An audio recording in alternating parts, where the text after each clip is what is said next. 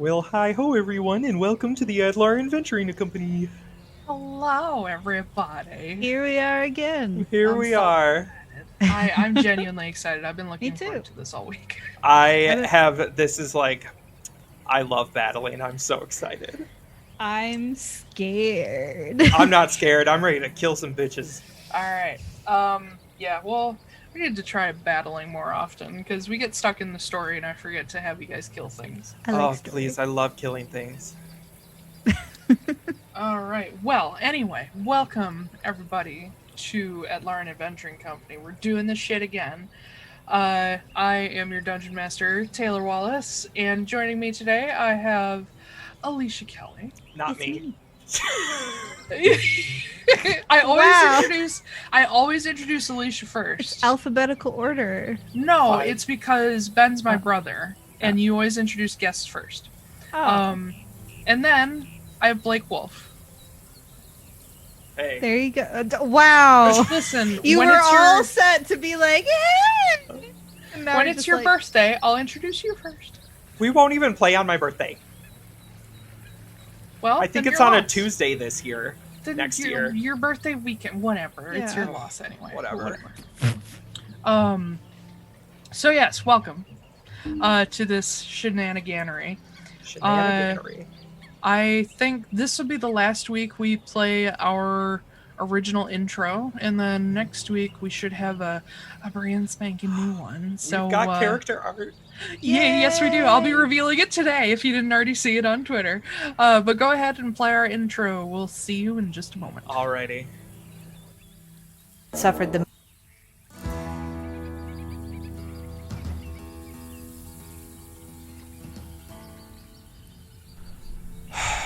My name's Kit, and I guess I have to tell you about myself. I really don't want to, but Sylfie is threatening my life again. I was born in Amnoblin as an Elusier. The tribes of the Elusier are born with special gifts that come of age as they do, granting them powers like that of their totem. Before I was old enough to choose a totem, though, the skull of the nearby city attacked us, destroying our small village and killing many of our elders, including my parents. Those who didn't fight or run fast enough were captured as slaves. With just a few elders and my younger brother, we boarded a ship to carry us south to Iroquel, a land of hot and sandy terrain. Once there, we immediately left the city and struck out into the Badlands to create a space away from all the untrustworthy Skull who called us dirty names like skinwalkers.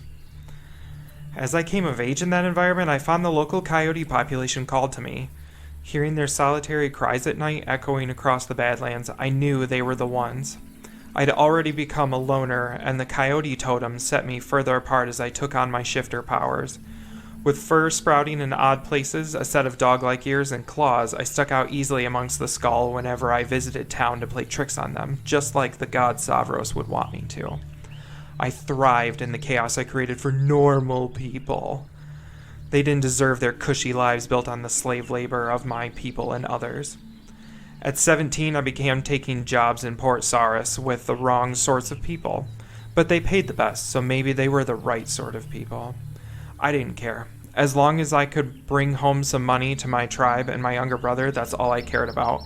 I started stealing, hurting people, doing whatever was necessary to make a name for myself. That's when I met Dana, the Vixu. Somehow, I came to like her, and we were actually friends. Not that I didn't try my hardest to avoid that. Anyway, Dana eventually went straight for some reason and joined the Wardens. I wasn't interested in such work, but her methods were usually less than legal, and she always threw in bonuses for a job well done. I spent 2 years doing that, and then, just a month after my 19th birthday, Dana reached out to me. Some idiot had killed a couple of people in town and was planning on more, and he was part of the Arbiters. I didn't tell Dana why, but I eagerly took the job. Anyone involved in the slave trade has a face that needs to be melted off.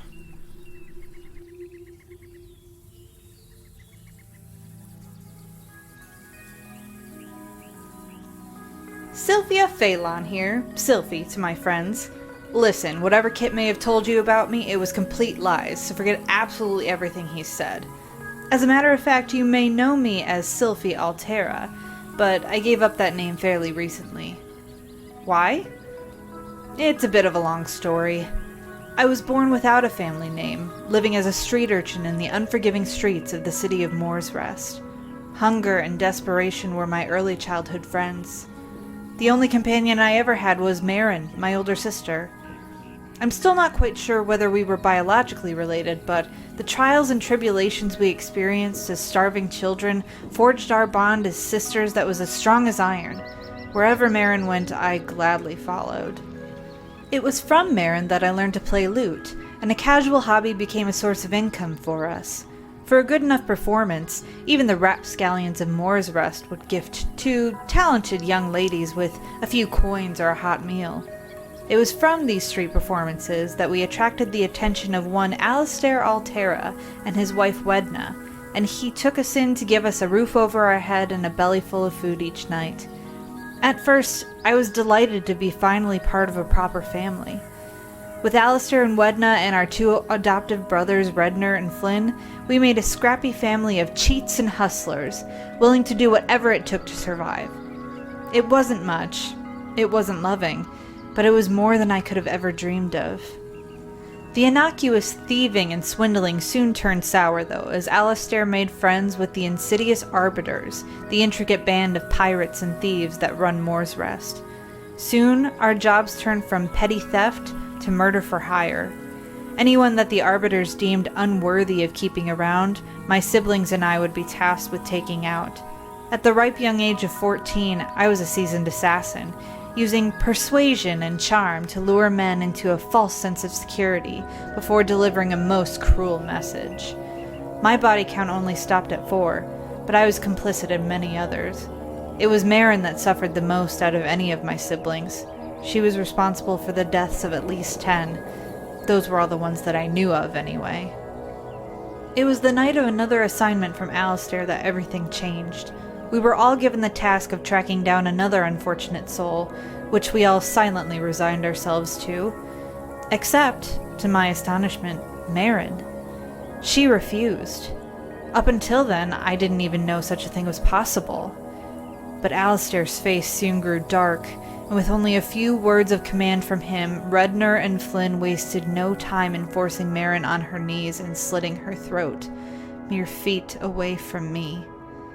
My entire world collapsed around me, and though I accepted the hit job so as not to incur the same wrath from Alistair that my sister received, I slid away from my brothers and off into the night, leaving my treacherous life as a hired knife behind me. Even as I fled, though, the list began forming. I knew that my life's new mission would be to hunt down all of the Alteras and make sure they saw a swift, bloody end. Hell, I'd include every Arbiter I could get my hands on with them.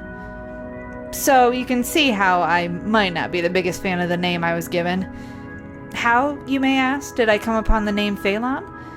Well, that's another story entirely.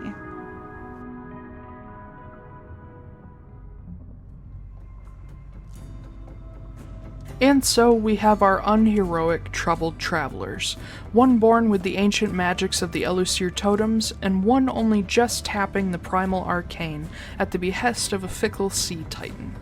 But the story doesn't begin with Kit and Sylfie at all. It begins with Jax, a lonely tabaxi forsaken by the wild mother Melora, who cast himself into the sea after losing everything. When he woke, a whalebone ring had appeared on his hand, unremovable. Unable to die, Jax wandered far until he landed in Amnoblin, taking odd jobs. Doing much the same to make ends meet was Sylfia Altera, and also wandering was Aether of Rhyme, taking time away from the Annika Academy to see the world. The 3 met by happenstance on the day of the new year, the spring equinox that also happened to be the 200th anniversary of the Calamity. The ancient city of Seeger Reafir was hosting a World's Fair, showcasing the best and brightest of artists and inventors, including the famed Dr. Jessa San's new coal-powered airship, the Kestrel. Pulled into the job by the welcome of the local Caskers gang, the 3 travelers were tasked with protecting the ship in its maiden voyage. Trouble was expected, and trouble was had. The crew barely survived the flight, nearly crashing into the city but managing to land in the water, leading to the arrest of almost everyone on board for suspicion of sabotage. Needless to say, Bars didn't hold the new party long when they had a mysterious druid on their side, and they quickly headed for the opposite side of town to escape. Eventually, disliking the cold north, the party traveled south to Iroquel and Port Saris, where they quickly found trouble again. They were caught up between Sylfie's hunt for her murderous adopted brothers who'd been complicit in her sister's murder, and a heist put on by a local crime lord that wardens were keen to catch. Between some fetching of illegal goods for the famous enchanter Lysandra Courage, and the fake heist put on by Captain Danafioris of the Wardens to catch the crime lord Tomo, the party made good coin and managed not to hurt too many people that were undeserving, though they did learn just how dangerous the sleep spell could be. Along the way, Sylfie caught up to her brother Flynn with some help from a Casker privateer named Rhea Espios, but due to Jax's wild magic and an errant sleep spell from Aether, he and Aether were suddenly killed.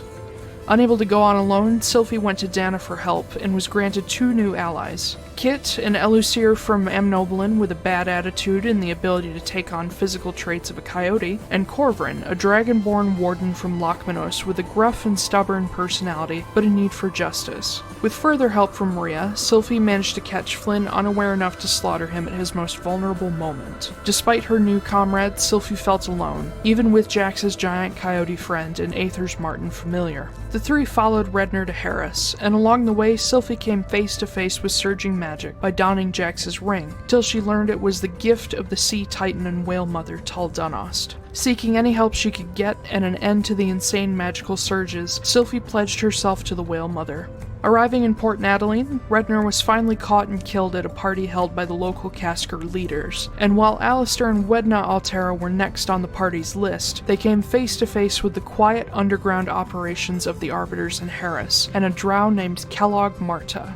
Raiding his haberdashery for information while Corvin worked with the Wardens, Kit and Sylfie came in contact with a cat and a canary that couldn't be killed. The pair were haunted by the animals, even as they fled the shop and set it ablaze. They had to seek spiritual help at local temples to begin to understand that these were not animals, but demons, locked in domestic forms as servants to Kellogg. They freed both in exchange for information, and broke up a slave auction, but never caught Kellogg. He was likely headed for the Arbiter stronghold of Moore's Rest.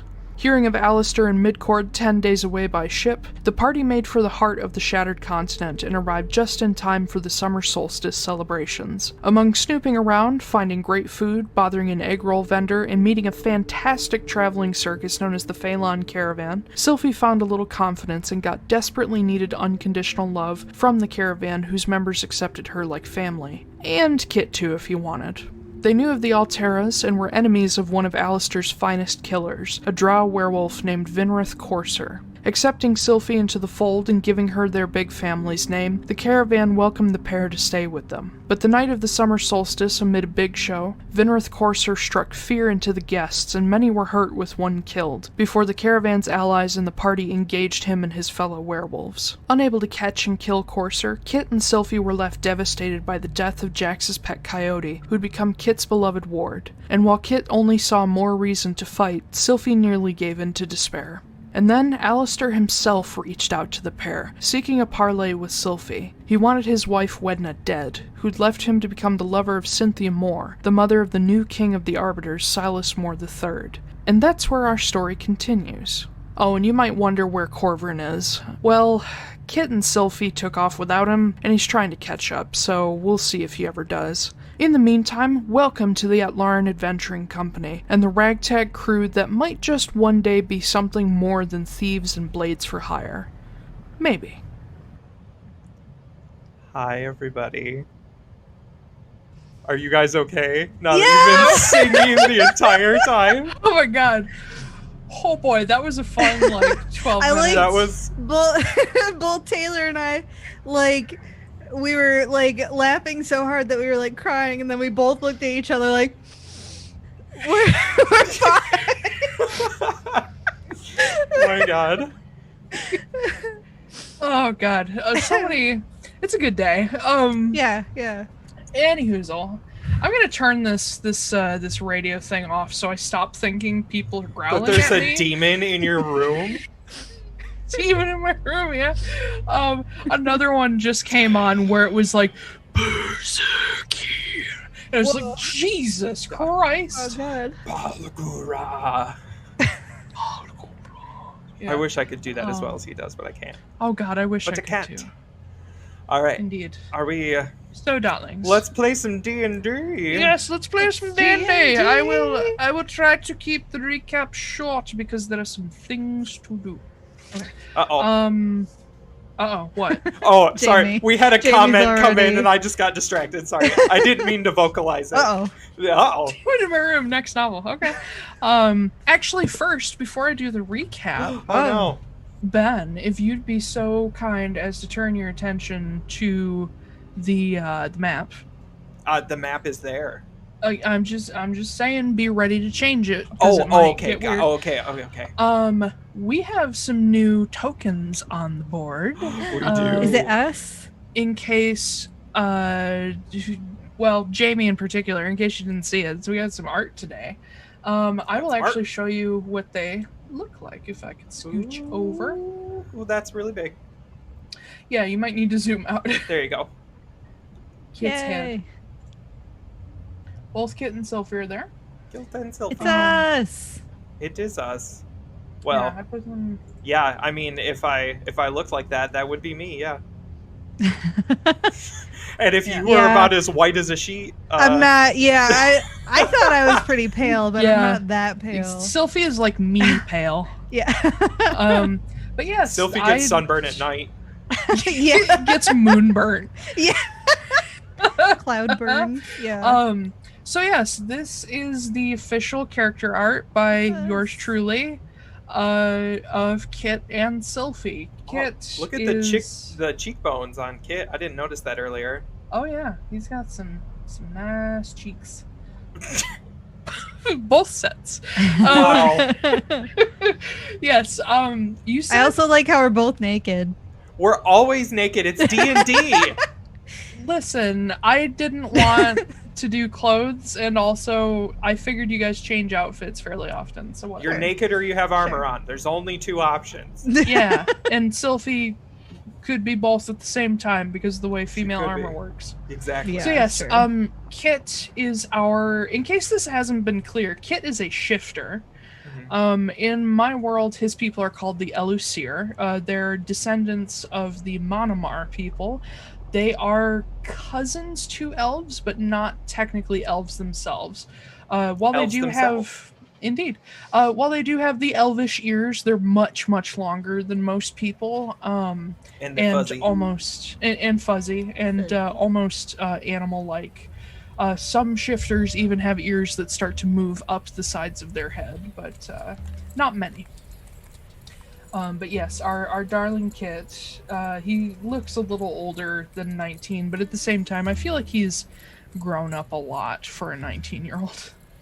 So mature. And then Sylfie is our half-elven bard and paladin, Mhm. and she's just She's a fair, basic bitch. She's just a fair maiden with white hair. Mhm. Her She's the favorite fairest. season. Her favorite season is fall because she likes wearing her Uggs and getting pumpkin spice lattes. Yeah. Honestly, Gotta Yeah. get those This character- PSLs. Those PSLs. Honestly, with this character, yeah, I could see that. Yeah. She actually Wow. prefers chumpkins. I don't know what that is. It's a chai latte with pumpkin spice and it's a chumpkin. Okay, it sounds Ben, terrible. the fact that you're Like, the one who knows that tells me that Kit That's might because be the basic. I bitch. want one real bad. Okay. Chai lattes though, not bad. Right. I don't think I've ever had one. But yes, so these are our not heroes. Are you alive? What? Alicia hasn't had a chai latte. Listen, I mean, I didn't have a lot of lattes. I haven't had a lot of lattes. A lot of lattes. But a lot of never lattles. mind. Are we playing a game? We are. We should play a game. Yeah, I'll leave their art up for a minute because we'll be jumping into the actual map here shortly. Let me go into the recap. The recap. The recap. Crossbow bolts. Thank you. Thank you. I was actually just thinking about that. Last time on an episode entitled Enemies in Common, you guys made your final decisions about how you were going to work with the Sentinels. You left Tamar and Theo to Tanris with the understanding that Tamar in particular would be kept alive while you guys went on this mission, and would eventually rejoin Tanris in Amnoblin to investigate the city of Tal Dunost and the Heidelen cult there. You were also introduced to Astrid, a druid who is supposedly going to get you to Amborough for Kit's secret drop-off mission. Sylfie, you spent some time with Tanris's head of staff, Ilana, who gave you more details about Marin and actually helped you to scry on her, thereby confirming that she is indeed alive and seems to be, from what you have gathered, the beau of Silas Moore III. Ew. Let's see. Learned a little bit about Silas himself. You also visited some druids in Erisholm before you left to finally lift the 10-year age curse on Sylfie. She is now 24 years old again. She is now hot as hell. And has decided that Ziegler is missing out. Mm-hmm. Your boyfriend. That's right. Nope. Not my boyfriend. Yep. Sucks. This is going to be a lasting thread. Should we, every time Ziegler's name gets brought up, should we all just shout sucks, like every single time? Yep. Like Ugato. Yeah. Ugato. Boyfriend. Sucks. You boarded a ship that I don't believe I told you the name last session. I didn't hear myself say it. The ship, the Horizon Runner, which is a Lochmany ribbed sail vessel. And it will take you as far as Wick upon Pine. It is unable to enter Arbiter waters, but you may have some contacts there through the Sentinels that can help you. You met Captain Ussam Al-Adhir, who is not super friendly. And you met a fellow passenger also headed for Wick upon Pine named Mia, a teeny tiny little Zerda Vixu, who thought Sylfie was Marin. And you learned that Marin... I'm sorry. Hold on a sec. Did I... Yes, I know. Thank you. Oh god, what was I saying? She had been freed by Marin, possibly at the expense of Silas Moore. All you know is she just bought a bunch of people and freed them. Let's see. Oh yeah, and I also mentioned she had a tattoo tagged ear. Let's see. You arrived at Cover's Rest in the Pelen Peaks 2 days later, and it's this tiny village built mostly of driftwood with a large lodge, previously known as the Moose Lodge. It is not the Moose Lodge. It is the Redding Lodge. I gave it a name just to spite you. Thank you. The Red Moose Lodge. You stopped here to hopefully confront Sylfie's half-brother. Well, not half-brother. Not really. Brother. Adopted half-brother. Sibling. Yeah, your adopted father's illegitimate son. Sure. Yeah. Clay. Yeah. Clay Vaudreau is his name. Ooh. And he took his mom's name. Why? I wonder why. Well, Alistair never told them his name was Altera. I know. I was part being of sarcastic. Wow. But... Can you imagine living with someone for years and having children with them and going, I'm sorry, what was your last name again? Oh, he's a different one, just something fake. God. But anyway. Who are you? Why are you here? Why are you in my house?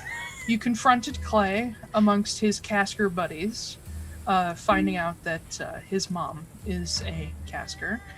And he revealed to you that he had just recently found out who and what his father really is. And by some mysterious person who did yes, ascending. by an unknown sending spell. All he knew is that they told him Alistair was an arbiter and a cultist. And yeah. and he went on a little bit of a look-see for more information and learned about the Altera family and you. And so he was terrified to meet you. He's out sort of trying to figure out what he's going to do with himself now, because he was going to join Alistair. And at his mother's sort of behest, he's kind of doing his own little coming-of-age journey with his buddies, these other sailors who are looking after him. He told you a little bit about his mom, how she's the best, and he can't believe Alistair betrayed her, and how Alistair has multiple women on the side in different places. You learned that Clay is an artificer. He's new to the sword, but he seems to be fairly accomplished in magic. Let's see. And I believe that's about it until while you guys were kind of starting to bond, and Clay, like, hugged you and was like, this is kind of cool, I have a sister, even though this is really fucked up. You heard a gentle thud on the outside of the inn, and Kit... Doth mine ears hear an arrow on fire? Indeed. You guys glanced outside to see, almost getting burned, seeing that the lodge had been set aflame by burning arrows. This moose feels hot. Indeed. I can hear it. You can hear how hot it is? Yeah. Oh, God. And so I'll move us over to the map. To the map. To the map. To the map. To the map. I actually spent some time building it. Oh, it's about time. How fucking dare you? I know, I'm just kidding. I think that's probably about as center as I'm gonna get it. Yeah. There's there we that go. looks good. Many. There's not that many. I am a lawnmower. No. You saw outside a line of 10 black-cloaked individuals, which you have come to realize their garb marks them as part of the Heidelen cult. And backing them is an 11th member, a gray cloak, standing a bit further back. They're all firing burning crossbow bolts and arrows into the inn and its roof. Yes, so will everybody please roll initiative? Yes! Dun dun dun dun dun dun dun dun dun. Oh my fucking god. Oh no. Natural that's a good sign. 1. Oh no. Oh no. What's your total? 2. Oh. That's as low as I can possibly roll. I got an 18. Okay. Oh my god. Well, we got that out. It'll be fine. I'm a spiritual lawnmower. I'll just go last. It's Sylfie, cool. you go first. the girl who can't roll anything Right. well. Like, You swing your sword around like it's a limp fish. yeah, basically. Honestly, she'd probably do more damage if it was. Probably would, to be honest. Just Splash damage. So, Yeah. Just hit them with a salmon, they'll think twice. Yeah. Anyway. Yes, so, cue battle music as, oh, should I change the background music? you don't have to. Oh, I'm going to. I can't. It's a lot of faff. It's faff. I love Faff. that word, shush. So yes, Faff no doubt. Sylfie, you are up first. Oh no. Oh, don't have any time to think about what I'm gonna do. No. So you Okay. are standing inside the doorway still. This smaller yellow box is the door. The larger yellow box are the walls of the tavern, and then all of the overhanging roof is like eaves. Are they able to see me where I'm at? I'm going to say they're not aware of exactly where you guys are. The doors are currently closed. A couple people rushed out to try to escape the blaze, so you guys Okay. weren't noticed. Is there any way for... Am I seeing them out a window, or... You're probably Out a seeing wall. them through a a small window in the door itself. Okay. The rest of the building is windowless. Okay. That's poor design for draft. Am I able to... It's good design for a place that gets super I'm just cold. messing with it. Am I able to... I would like to go up to, like, the side of the door, try and hide my face from the window. Am I able to cast a spell... Like, if it's a spell that is, I choose a point somewhere, am I able to cast a spell through the window? It depends on what the spell says. What spell are you So, thinking? I'm wanting to cast Shatter. Shatter? And so it says a sudden loud ringing noise, painfully intense, erupts from a point of your choice within range. Each creature in a blah blah blah blah blah blah blah. Creature takes da da da da da. A point within range. Yeah, so a point within range. So it's within range. Yeah, it doesn't say you have to have direct line of sight to it. And you've already glanced out, you know the Yeah. layout. So yeah, you can do that. Okay, cool. So I'm going to cast Shatter right here. Right in the line between these Okay. dudes. This spot? Yes. Yeah, should we all click it one more time? Yeah. I was looking at Shatter. No, it's okay. 10-foot radius sphere centered on that. And I am also going to cast it at 3rd level. So you'll be able to hit these two guys. Okay. You would be able to also hit the gray cloak if you cast it here. Oh, you know what? Yeah. Why don't I do that? This like radar circle is actually just about as big as Shatter. Yeah, yeah. What? I'll do it there then, Okay. so I can hit 3 of them. They all have to make con saves. Can saves. Can saves. Oh, there's my other pen.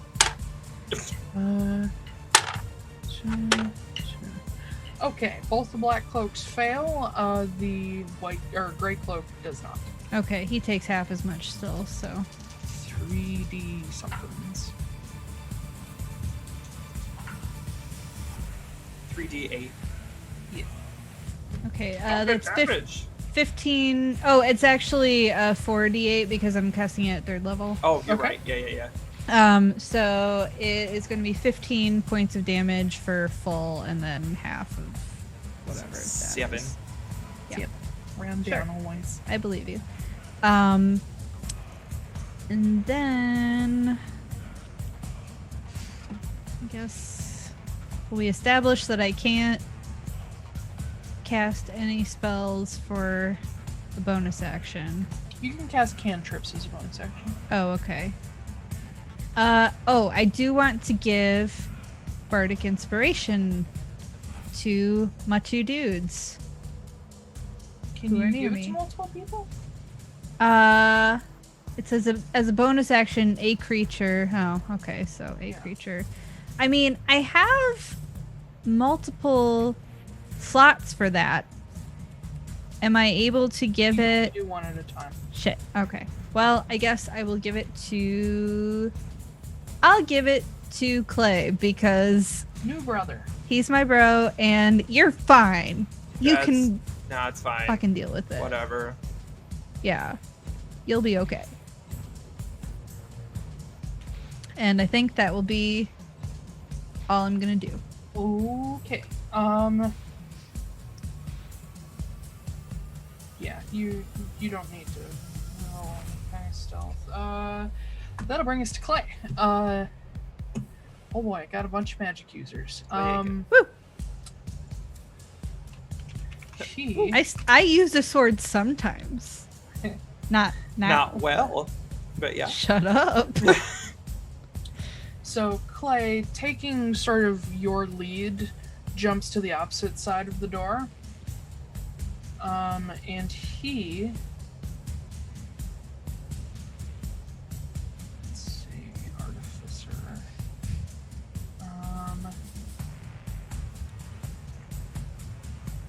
One moment, I'm not terribly familiar with Artificer spells.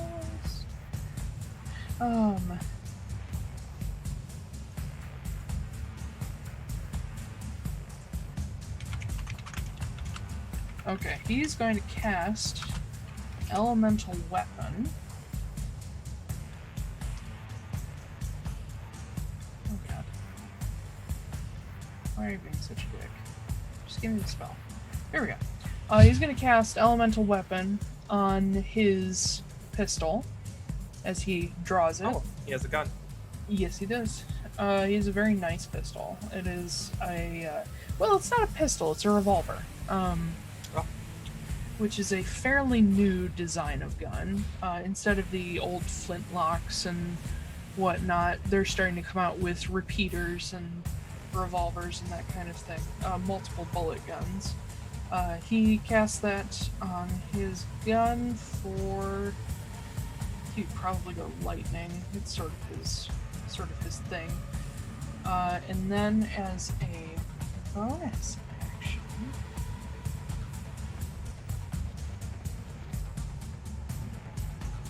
he's going to use his levels in Rogue to bonus action hide.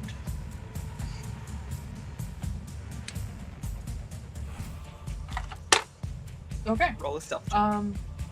That'll bring us to the Heidelen Cultists. Yay, they all go at once. Indeed. I'm not gonna roll 11 people.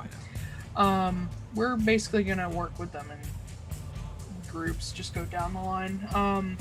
So at the moment, none of them have really engaged with you guys or really seen you.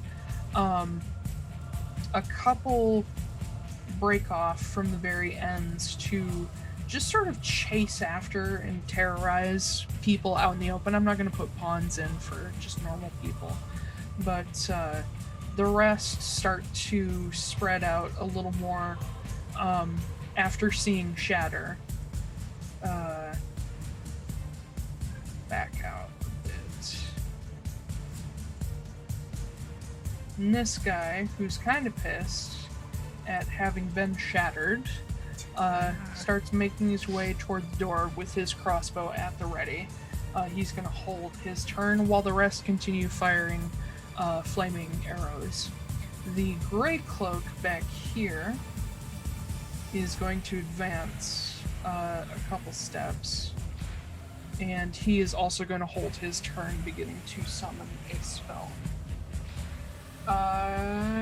Kit. Alright, I'm gonna do something crazy.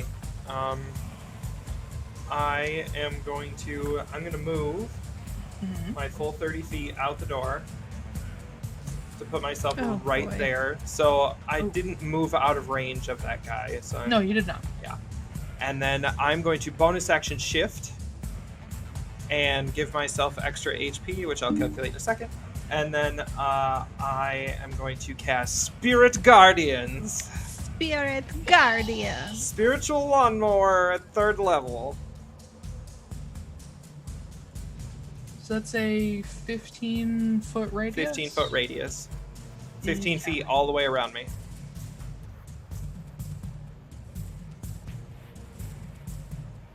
So I should hit a few of them at least. Or 2 or 3. 3, I should hit 3. When their turn comes back around. Okay. Yeah, that's right. Alright. And that will be my turn. Spiritual Guardians. Alright. Spiritual Guardian. So that'll bring us back to the top of the round, which I'm going to introduce the equivalent of lair actions, terrain actions. I'm also surrounded by teeny tiny glowing coyotes. Teeny tiny orangish coyotes. Yeah.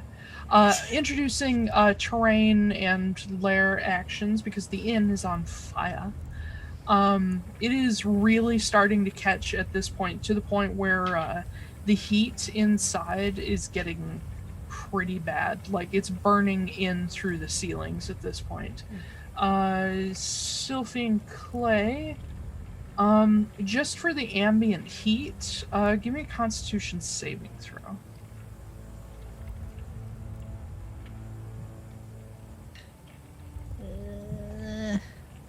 What is my Constitution? 16. 16? Clay, not so good. Not so good. So you will take 2 fire damage. Clay will take 5. Oh, sorry, Clay. He's strong, boy. He'll be okay. He's strong boy. Strong. Sylfie. All right. As a bonus action, I'm going to cast Shield of Faith upon myself. You can only do that on one person, right? Yes, one Yeah. person. Shit. Yeah. Okay. But it's a bonus action. And 'tis concentration, just remember. Okay. I will do that, and then I yell to Clay, don't get killed out there, please. 'Cause I really want us to talk some more. And then I run out to this guy, and I'm gonna smack him with my greatsword. Wa-chow! For Roll. Oh my god, this thing has rolled nothing but 15s the whole night. Now a natural 20. The whole night. What do you mean? I've rolled it 3 times in a row and it's given me 15 every time. Cursed. Okay, I'm sorry. What's the total? Unnatural 20. Unnatural 20. Okay. Yeah. Yeah, that'll definitely hit this guy. Sweet. 2d6. 2d6.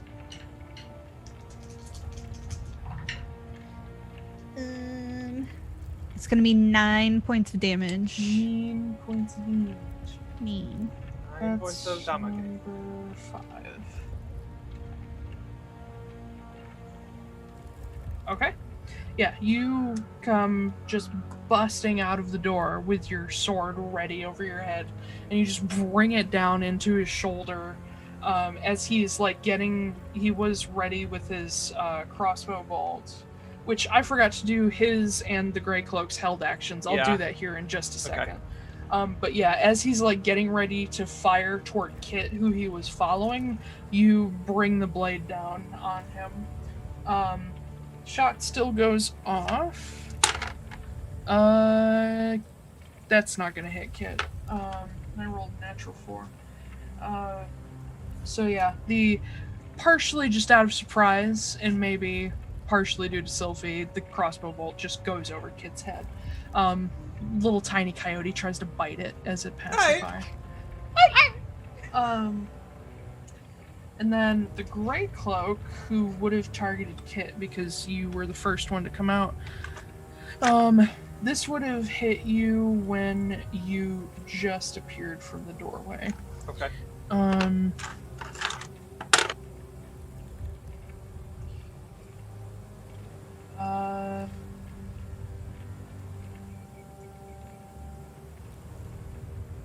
Make a Constitution save. 13. 13? Okay.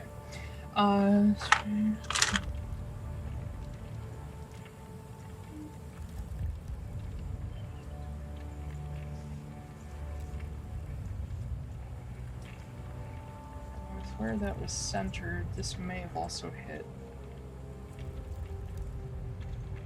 No, I don't think Shatter works that way. Anyway, he cast Shatter on you. That'll be 12 thunder damage for you. Okay.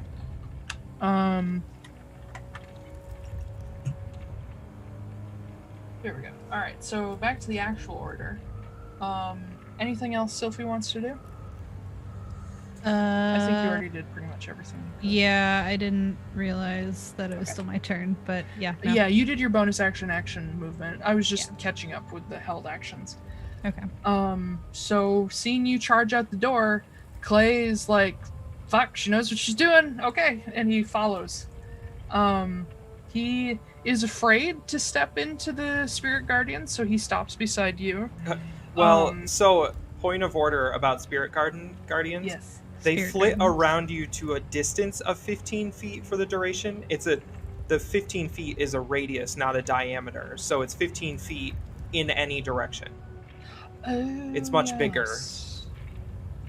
Sorry. It's much bigger. I don't know. You said that with the inflection. Oh, did I? You didn't have an accent, but it Oh, okay. sounded like the inflection of like, Oh, it's much bigger, cool story, bro. but it's much bigger. Fill the dead space. Fill the dead space. Yeah, my next character I'm drawing the thing. should talk like that.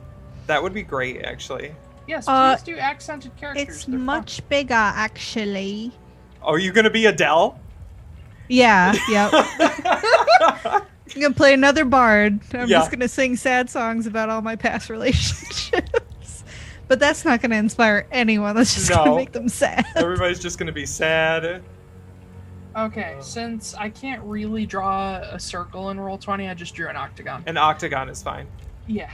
So now you have 4 of them within your radius here. I keep forgetting the difference between They're diameter going and to radius. burn. Okay. But yes, Clay, never mind the Spirit Guardians thing. He sees Sylfie step into it excuse me. Unscathed. Lord. That hit me out of nowhere. I'm real sorry. Yeah, I don't know steps what that in- was. Yeah, That what was it? this burp. Oh, cool. It just came out while I was talking. He steps out with Sylfie. And, God, now I'm embarrassed. You're fine. No, it's I didn't fine. even know until you called it out. It's cool. It's fine. I admit to my things so other people can't make me embarrassed about them. He won't step straight up. He'll probably step to the side, still on the porch, and he will level his pistol at the guy in front of you, Sylfie. No. Take a then- shot! He'll set fire to the rain. I'll set Gonna take a fire to the rain. Watch it burn as I Ooh, that's pretty good. something. Touched your face. Touched your face. I wanted to say commiserate. I don't thought know you were why. gonna say stuck to your face. So, Clay is kind of a badass with a gun, apparently. So that's Go, baby, bro. 14 piercing damage plus 4 lightning damage, Nice. Dang, Nice. dude. which fucks that guy up. Sylvie, Yuck. as you're pulling your sword back, you hear the gunshot go off pretty close to you, and you Kabam. see lightning follow the bullet as it hits the guy, and he staggers, holding his side, and you see lightning arc off of him and hit the point of your sword, but it's stopped by your guard. Mhm. And he just freezes and falls back down the stairs. Oh. He DED did. DED dead. Am I able to do a free action? Sure. I turn to Clay and I'm like, we're keeping you. He's standing there with the smoking, crackling lightning gun, just honestly, kind of badass. And he is looking at himself like, that was the coolest thing I've ever done. But also oh god, I just killed a man. And he pulls the gun back, Mama! trying to be smooth. Just and, kill the man. That's literally his thing. But he pulls it back, trying to be cool. And on the side, he is going to, with his offhand, he's actually going to pull his rapier to get ready for anybody else. That's actually the letter he's gonna write after this battle to his mom. Be like, Mama, I just killed a man. Killed the man. And he's Put a going gun to, against his head. Pull my trigger, now he's dead. He's gonna use bonus action to dodge in case he is approached. Brings us to the Heidelen cult members, at which point these 3 take Spirit Guardian damage. That's fucking What- right, they do. What do I roll? It is I think it's a con save. Let me check. Wisdom saving throw. Black cloaks fail, gray cloak succeeds. 16 points of radiant damage. Radiant damage. I'm sorry, I'm amped today. Oh, so fucking pumped. Suck it. You sound like a dude, bro, at the gym, oh yeah, that's right. Me?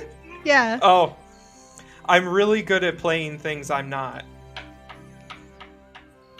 Lifetime of experience for both of us. Yeah, right. That's dark. Anyway, I'm super straight. Oh, no. Me too. Uh, So straight and totally not asexual. no. I'm Anyway, just really straight. so yes, you I don't know send what you're talking about. your little bitey Straight as coyotes at these guys, and they just get swarmed by them. The Truly, That's that the worst sound. fucking noise ever. That's I love it. The sound of coyotes and huskies everywhere. Oh, yeah. The Grey Cloak seems more easily able to sort of ward them away from himself, but the Black Cloaks suffer. Good. That'll bring us to their actual attacks and shit. The two that sort of moved off to the sides will move back in, seeing you guys, and this whirling lawnmower of coyotes. The lawnmower. And I'm just gonna assign a random number of hits to random people.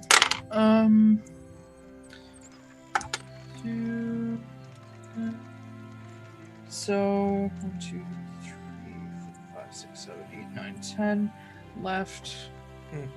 Kit's the biggest threat, so 6 of them, and then 2 and 2. I'm getting hit by 6 of them. 6 bolts? Yeah. Holy fuck. Well, we'll see if they hit. Well, you're getting hit by 3 bolts and 3 spells. Oh. That's fine. Bolts first. Fuck it. I don't care. 1 hit on the bolts. That's going to be 5 damage from one of the cultists. Then these 2 wizardy-looking dudes and the Grey Cloak are going to all use... you don't roll for Magic Missile. Magic Missile hits automatically. Oh, fuck. But it's a super low power spell, so it's Yeah, a trait. unless you cast it at goddamn 9th level. Indeed. Just like... Instead of rolling literally 9d4, I'm going to just average.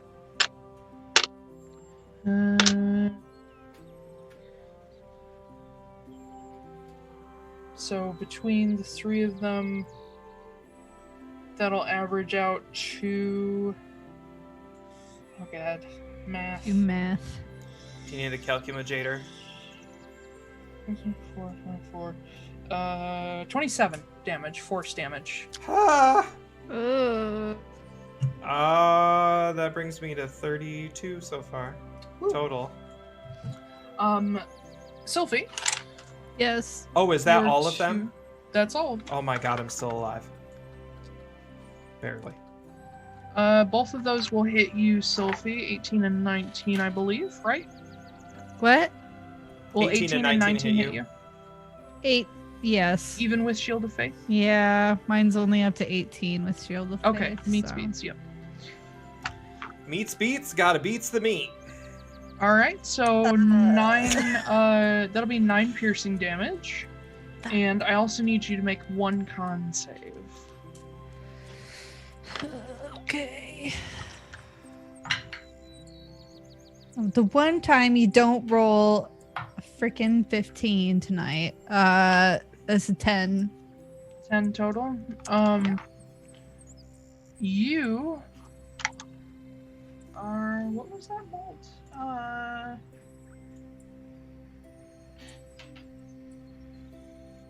You're poisoned. Oh, great.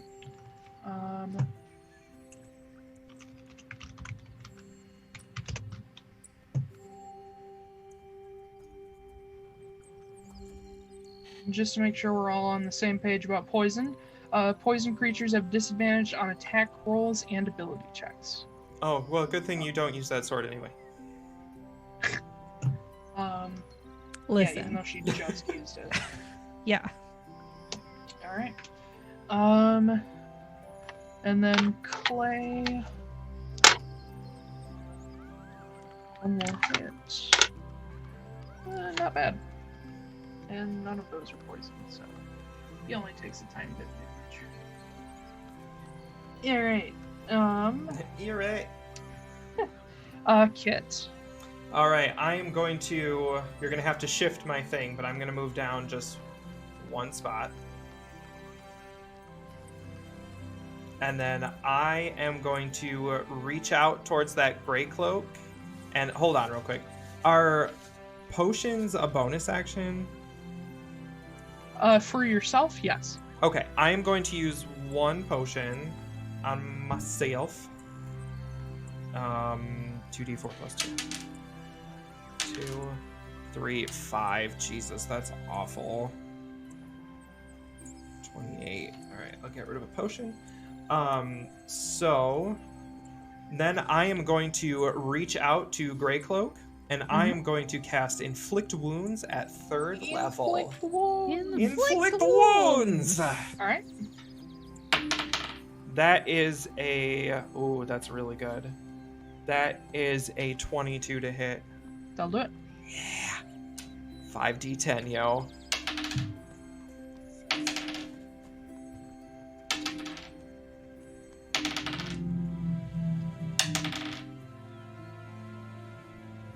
Uh, 27 points of necrotic damage. Okay. Yeah, you reach out and grab him by the arm that he used to cast magic missile at you, and you just watch melted from your off. hand. You watch from your hand as his veins, like his blood has been poisoned, they begin to turn black all the way up his arm and up the side of his face. That's right. And then I hiss at him. He seems still relatively unscathed otherwise. I'm gonna fucking die. Bye-bye, Kit. No. It's okay. All the rest of my characters have died. It's fine. No. The burning in is no longer really a concern of you guys because you're outside, but you do watch as the flames continue to spread. And Clay and Sylfie, you might be in trouble in a turn or two if you stay on the porch, but you're okay right now. Get off the roof. Get off Get off the the roof. roof. Get off the roof, get off the roof, get off the roof. God, I love Mulan. Me too. Sylfie. Okay. You. Me. Indeed. Hello. Hi. Hi. Answer. You literally can't help yourself. I didn't even think about it. All right. That's why I did it. Don't blow on the microphone. Okay. No, Yeah. sorry. I'm just having a minor panic attack. It's fine. fine. Okay, just I'm only got less 6 than seconds. half my HP. It's Okay. fine. So 6 seconds. so I'm seeing here that my actions in combat. Mhm. Oh no, wait, that won't matter. What? Never mind. Okay. It's not important. All right. I'm going to. Sorry. 6 seconds. Okay, I'm going to move. No, wait. I'm going to stay there for a second. I'm going to cast, or it's not really casting. I'm going to do lay on hands on myself. Down To cure poison or to yes, heal? to cure poison. Okay, mark off So, 5 yeah. from your pool. Yep. Paladin. Me. Okay, and so that was my action. I just imagine Sylfie's on the porch and she's like trying to figure out what to do. Just smacks herself and she's like, okay. It hurt itself in its confusion. I'm also going to do another for bonus action. I'm going to do another bardic inspiration, so that Clay can get one. Clay is already inside. Oh no, wait, sorry. I don't mean Clay. I mean, If you Hit. give it to somebody else, the person who already had it loses it. really? Yes. God damn. Okay, never mind. I'm not gonna do that. No. Also, I very much appreciate Jamie's comment. I didn't see what she said. She just put the lyrics to fucking Bohemian Rhapsody in there. Give him lightning, now he's dead. Okay. So since Lay on Hands isn't technically, it doesn't use a spell slot, can I use a spell for a bonus action? Yes. Cool. Great. I'm going to cast Healing Word on Kit. Healing word. Like, Healing buck up. Word. Hey, Kit. You do it. Who can do it? I feel suddenly better. 7 extra points of healing. Oh my I god, love that's the more than idea. that damn potion gave me. Yeah. I You're love the welcome. idea of Healing Word actually being a word. I want to like make that part of my thing as a DM to be like, I'm gonna cast Healing Word. What's the word? And they're gonna be like, pineapple. I'm like, okay. You feel Falafel. better, It's and you faintly taste pineapples. It's like a safe word, but you gain HP back. Well, I just yeah. yell it. I point at Kit and I go, falafel. God. Lock many spices at the back of your palate. Great. Yeah, Mm. falafel. I gag. What? What? And then I am also going to move. Right. I thought you weren't gonna move. Well, I wasn't gonna move then. She I'm can do gonna whatever she move wants. now. Yeah, Ben.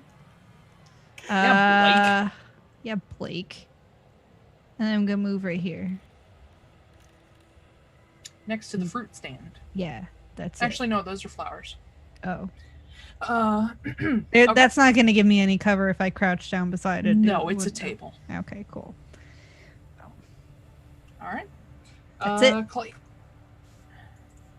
Clay, mildly terrified of everything that's happening, follows you. Seeing Kit a little iffy at the moment. He shoots me. He shoots me. No. Now I'm dead.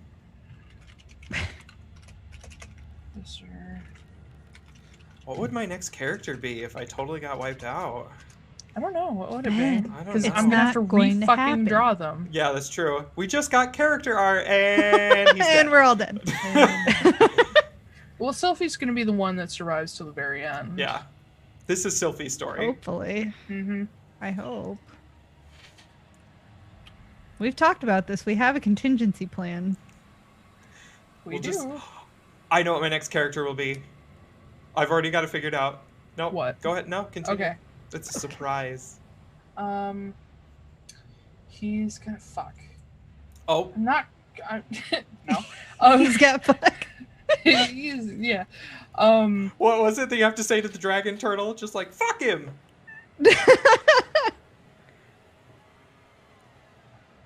Okay. So he is going. 6 seconds. I'm well aware. He's going to reach into his. I had to look at his inventory list. He's going to reach into his bag of holding, and he pulls another potion, and he chucks it to you as his bonus action. So you can catch it, no problem. You don't know what it is, but it looks significantly more expensive than a healing potion. And he just yells, Yep. "Drink that!" It's more expensive. I licked it. I know. Gross. I grossed myself out. Just crystal. You guys But are so weird. after he tosses that to you, We're he weird. You're the turns- one who liked it. He turns Sylfie and he sort of giving you the signal to like cover your ears. He like fires over your shoulder, and he, seeing this guy who is clearly a magic user, he's gonna fire at him. And he is going to use. Let's see. Wait, he's not a gunslinger. What the fuck am I thinking? With the elemental weapon still active. That'll hit. God, he's good at damage. Where's my D4? Oh no, I have a tickle in There the we go. back of my throat, so I might mute myself to Okay. cough That's fine. terribly. Just, Hold on, I might be able to power through it. It's okay. I mean, don't if you don't have to. The look on your face, you're just like, I can do this. Yeah. So he fires over Sylfie's shoulder and takes this guy straight in the sternum with this lightning bullet. Hot. And you see, as he's like aiming next to you, you see the sort of motion of how he shoots this gun because it's enchanted at the same time. You see that there's a second trigger that he pulls with his middle finger below the first, and it sort of activates the magic at the same time, and you see lightning shoot out not behind the bullet but at the same time and strikes this guy, and the arcs of lightning sort of crackle off of the gun itself, and they actually touch your armor and your sword, but they don't actually arc and hurt you. Almost like a Vannegraaff generator sort of feel to it. But yeah, fires past you, and he's going to... He already used his bonus action, so he's just going to use you for cover because you have Great. a higher AC. Thanks. But he's there to back you up. I mean, that is good. All right. Heidelen Cultists. So, Yep. Kit, I need another round. Wisdom saving throw. Indeedo. Oh, that's not great. 11. Same results as last time. Okay. Grey Cloak saves. 11 points of radiant damage. Radiant damage. 1 point. Ah. 2 points. Ah. So at this point, that'll remove... Yeah, that'll remove both of these guys. Yes. The Grey Cloak remains. Oh, somebody help me with this That asshole. bastard. Beast. The guys on the right side are all going to charge in. 1, 2, 3, 4, 5. Nope, he's gonna stay outside. Alright.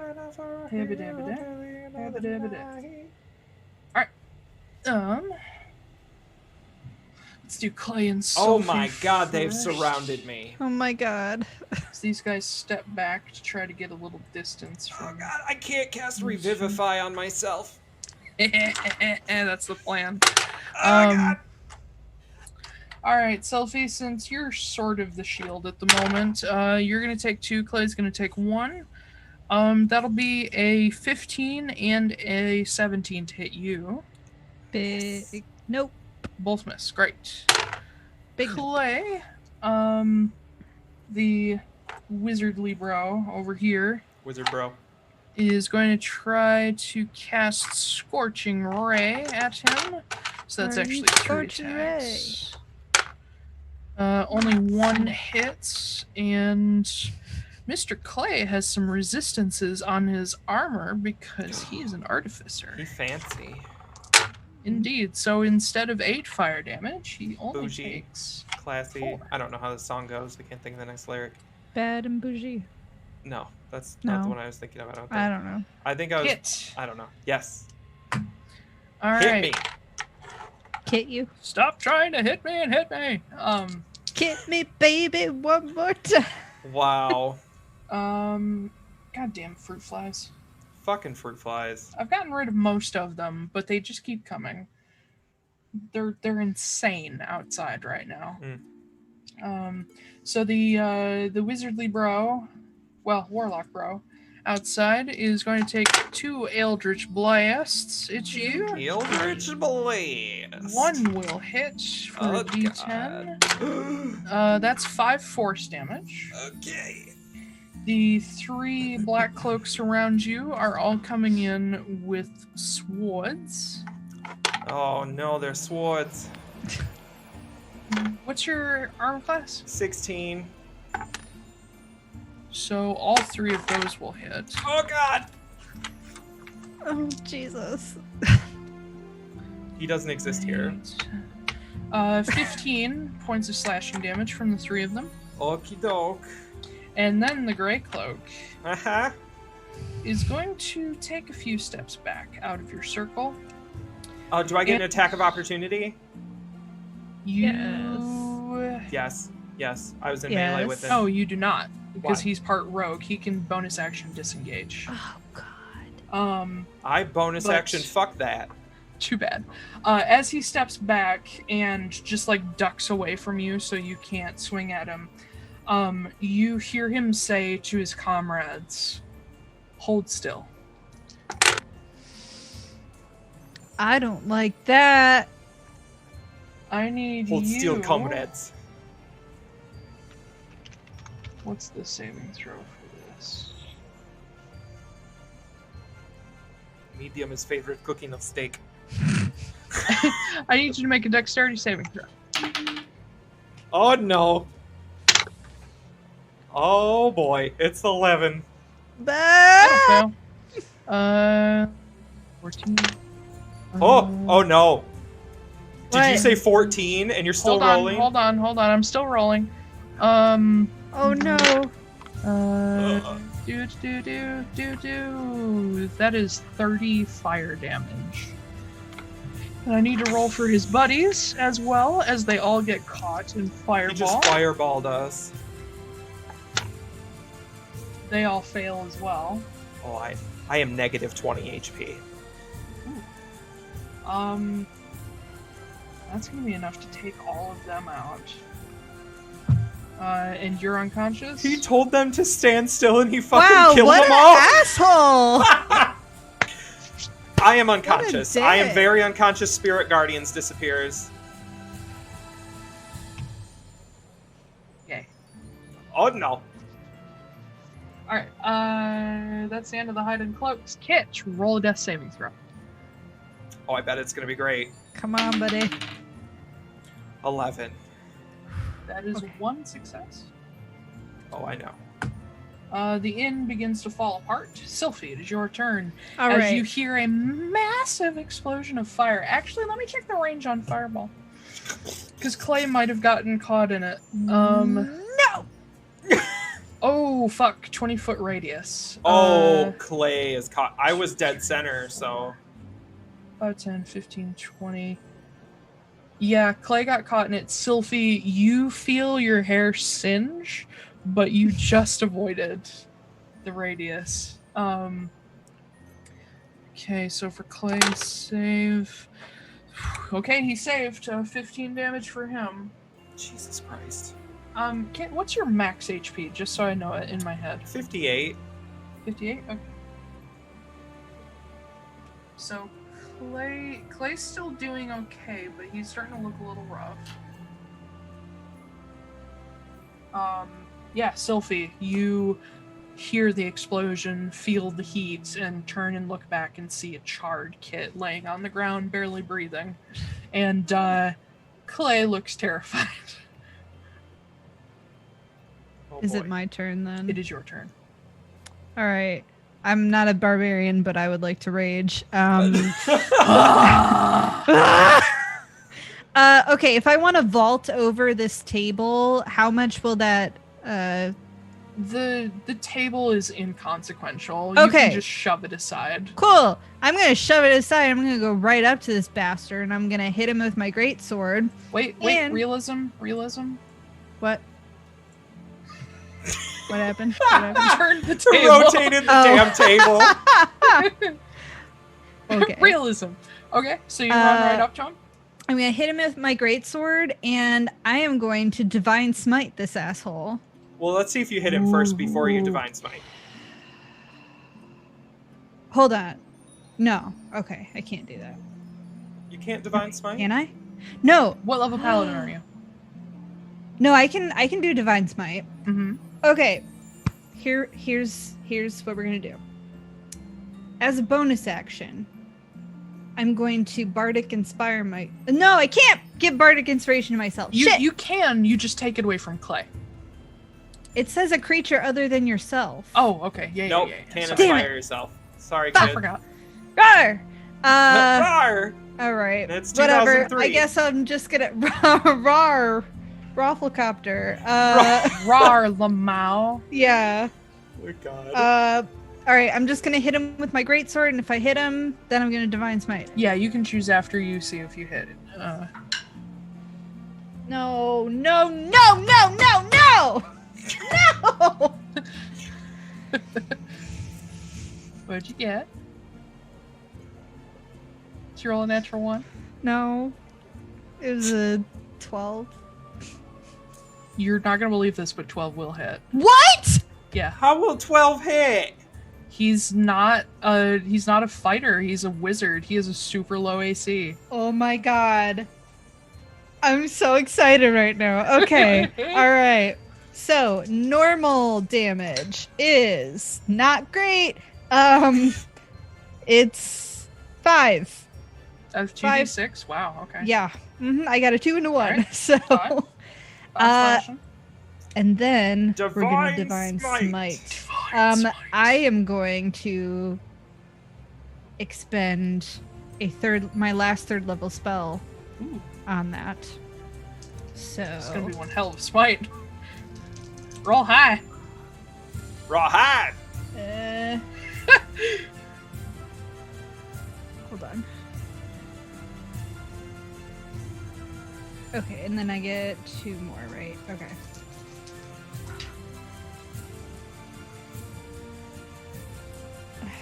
I could love be- math face. Yeah, it could be better.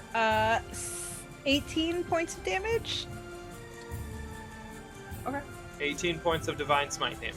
Yeah. 18 points of smitten damage. Oh, wait. Oh, no. He's not undead or a fiend. No. Oh, damn it. Okay. He is them. That's all I can... He So, all together... He not only look like man, he is man. Yeah, so I guess all together it was how much? 23 total. 3. Yeah. I tried. All Good right. try. No, that's pretty good, actually. Yeah, you just race toward him, throwing the table out of your way. Just overhand swipe with 2 hands, and you bring it down.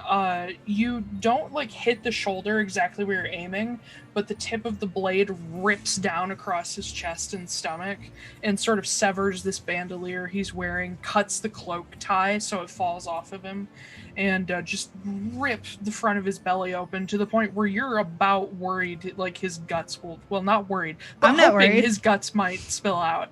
But it's more of a perforation than a straight cut. You hit the waistband, it falls to the ground, he's naked. No, not quite. Great.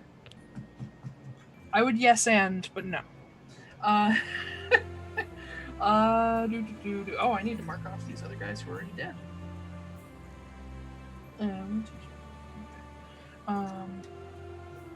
So that'll do Sylfie. Clay. That'll do, Sylfie. That'll do. Seeing Kit down, but also still terrified, is going to... Actually, let me roll. He's just gonna... I didn't even get a chance to take that potion he sent me. I'm just holding on to it. Yeah. He is... I rolled a bravery check, basically. He takes a flying leap over Kit and puts himself between you and the other guy.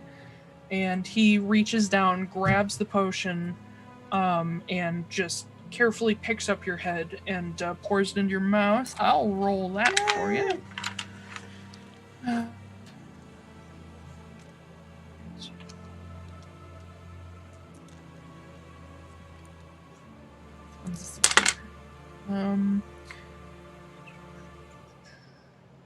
So that'll be a total of 20 hit points. Okay. Restored. And that's an action to feed someone else a potion. I'm alive! As a bonus action, he reaches back into his bag of holding again, and he pulls out this this weird jar that looks like it's filled with this have you ever seen oobleck? It's the non-Newtonian fluid that's made of cornstarch and water. Oh, yeah. You can walk on it, but if you stand still, you'll sink. It looks like it's filled with like this weird white fluid that isn't quite fluid. Ew. And he just smashes it and sort of like starts flicking it onto these wounds, and it sort of sinks into your skin and melts. Ew. And you take another 20 hit points back. Oh my god, this is some Ooh. weird bukkake shit I am not into. Oh God. You should be into it. It's saving your life. But as soon as he does that, he turns around and like levels his gun and rapier at this other guy in an effort to defend you. I have almost full HP suddenly. Well, that's good. Heidelen Cultists. Suddenly seem bright. Standing beside me. Alright, so those three guys God. move in. This dude is going to scoot you back. Oh, Kit lived. Yay. Oh Yay. no, now I'm in trouble. Oh, Help me. we got trouble. Alright, Sylfie. Right here in Right River here in City. River City. One of the two, Capital T, and that rhymes with P, and that stands for fuck! That stands for pool. Oh, fuck. sorry, two of the three will hit you. The archer will hit you with his sword. That'll be 4 damage. To me? Yes. Okay. The other one misses, and then the wizard dude is going to. Do nothing because he's a pacifist. Well, he'd be running kind of low on spells, so he's gonna use an inflict wounds, Inflict wounds! which will not hit. Oh, no. The Grey Cloak is going to bonus action disengage. And 1, 2, 3, 4, 5, 6. What a coward. Move beneath the eaves of this roof over here. As he backs up, you see Coward. him doing the same motion that he did as he backed away from Kit, raising a hand. I need you to make a dexterity saving throw. Me or Sylfie? Sylfie. Oh, Oh okay. no. He's gonna sacrifice all his people again? Yeah, he's a dick. Oh my god. There's a reason for it. Oh God. I don't believe you. That's a 10. 10, that will not do it. Kit, you better resurrect me. Don't worry, I have a diamond. Good. So that's going to be a total of 40 fire damage. Yep, I'm. Oh, Who, buddy? Who, buddy? Yeah, holy shit. I sure am down. That didn't take you to full negative, did it? No. Okay. No, it needs to exceed her max HP in the Yeah. negative. I don't know what her max is. All at 50. once. Oh, Two. it almost did. Yeah. But you are unconscious, and all 3 men around you are burned to crisps. Great. Crisps. Crisps. It's okay, I That'll have an bring enchanted us- bucket. That'll bring us to Kit. Oh my god. Help I'm me. imagining I'm on the ground. So I use... Oh wait, I forgot the last guy. He's gonna do Oh. a thing at Clay.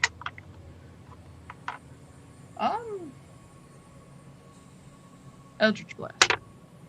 Eldritch Why on earth is this Blades. guy sticking around? He's seen that all of his pals have died. Yeah, he's I'd kind be of like, terrified. That's why he's starting to back up, because he's like, oh fuck. Like, who's the enemy? But he fires Eldritch Blasts at Clay. Which, with 10... Clay is looking real bad. You He's look like- real bad. On his in his teens at the moment for health. Oh no. But yes, Kit. Okay, so I use half my movement to stand up, Indeed.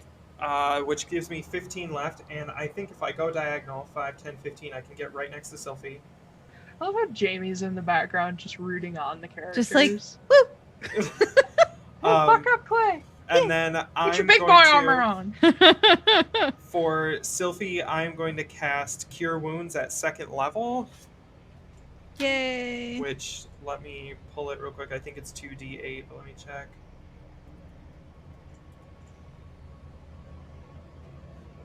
1d8. Just tell me what it is. 1d8, so second level, 2d8 plus spellcasting. Odd, okay. 2d8. It is going to be 12 points of healing damage. Healing damage. And then that's it. I can't. And everything else, blah, blah, blah, blah, blah, don't have a bonus action.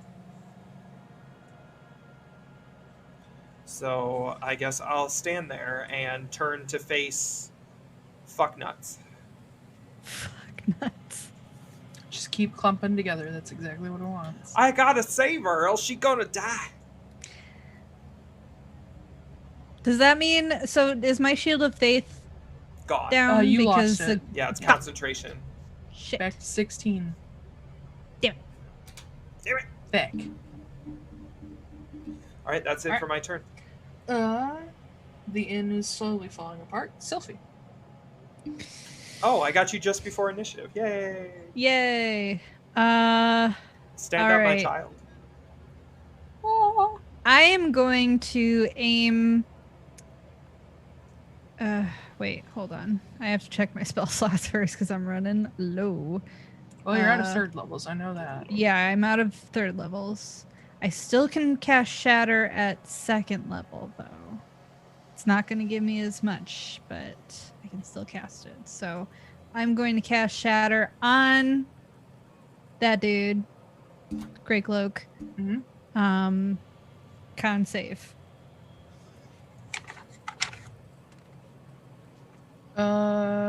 17. Fuck, he passes, but he still gets half damage, so. Yep. Ooh. Okay.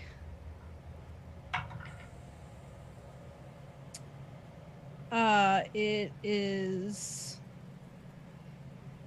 21, so Reduced to 10. half that. Hot. All right. He is looking a little fucking rough. Finally. And then Yes, you cast Shatter, and you watch as a few items on him, just minor stuff like cracks and breaks, especially a couple like empty vials that he has, and he just like holds his head and staggers, and sort of refocuses on the two of you, just pissed off that 2 fireballs didn't kill you. Did Clay use his bardic inspiration? He has, yes. Okay, I'm going to then since Kit is like standing in front of me, I'm going to be like just like put my hands on both of his shoulders and just kind of like in his ear just go like, "You got this, buddy. Don't fuck this up." And I'm going to give him a bardic inspiration. Your shit is inspired. I'm inspired. Is it a D6? You better Yes. believe that bitch is inspired. Yep. We love Joe Cat in this house. I'm inspired. You're inspired, so you can do that on ability check, attack roll, or saving throw, Okay. Good to know. But not death saving. but No. not death. Clay.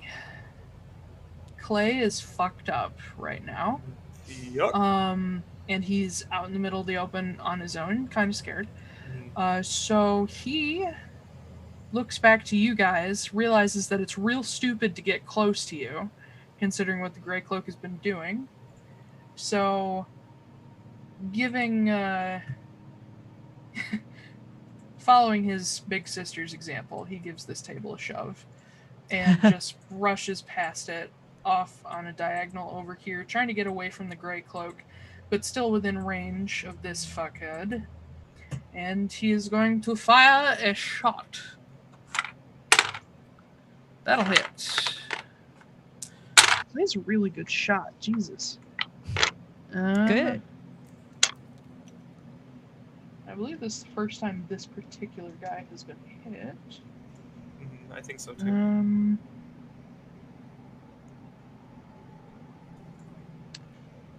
16 damage total. as he fires off another crackling lightning shot. And with his bonus action as part rogue, he's going to bonus action dash and get further away because he realizes he's about to go down and he's no use to you guys dead. True. So he just tries to get out of range. Just as he's running, he's just like, I'll come back, sorry, and just takes off. Totally get it. That brings us to the Heidelen cult members. Yay. This dude is terrified. He runs. Good. He's off the map, but that's the direction he went in. He does not want to get caught up in the next fucking fireball. The Grey Cloak steps out into the thoroughfare, where Kit, you're standing between him and Sylfie.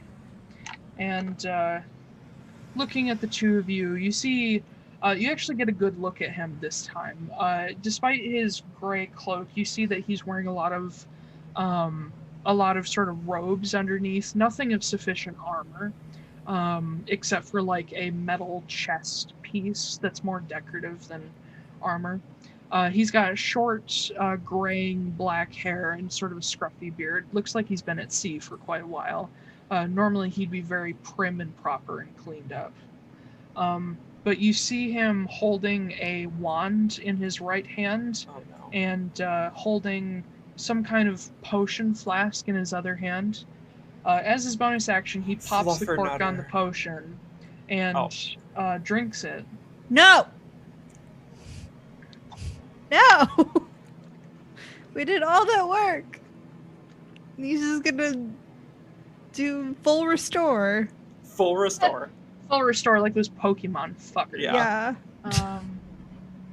So yeah, several of his wounds knit back together. And he lifts the wand and levels it toward you guys. Oh no.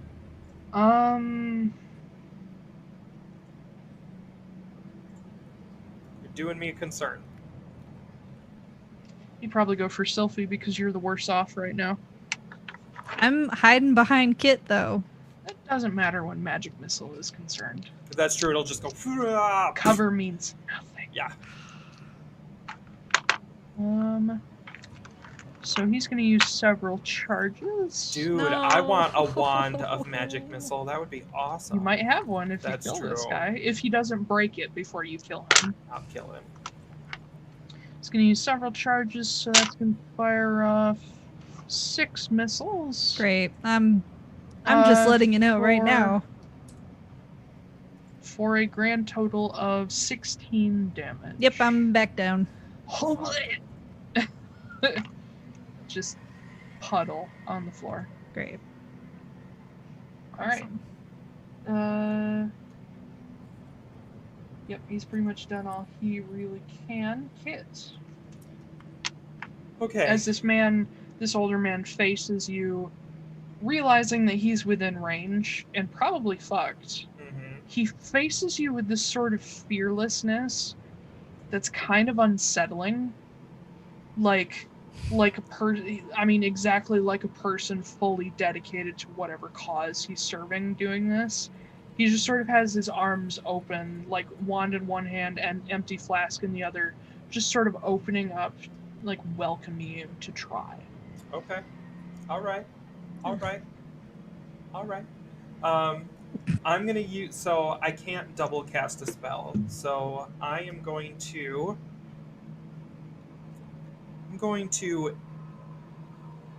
No, I'm not going to. I am going to dash straight up to him. And I'm going to cast Inflict Wounds at 3rd level. Mm-hmm. Fuck him up. Right. Get him. Get him. No, Ben, don't give me that face. No. No. At the last moment, Kit trips. It's a natural one. Yeah, Kit trips. You catch yourself, but you sort of stumble and look up, and he's right in front of you. Anything for a bonus action? I'll try to walk, but I'll stumble. We're both gonna die. I don't have a bonus action cringe. Just Oh god! This is gonna suck. I was really hoping for that nat 20. It's not even worth using my inspiration. Like, what am I gonna get, a 7? No. Yeah. Natural 1 is a natural 1. Yeah, You I know. fail anyway. That was my last 3rd level slot. The roof of the lodge collapses. Sylfie, I need a death saving throw.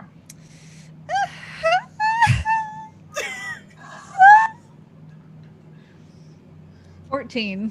14, 1 success. Yes. 1 success. All right.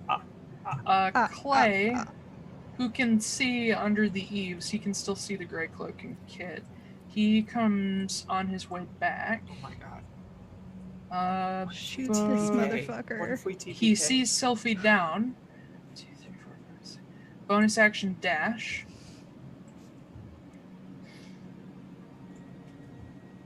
He can't make it all the way to you.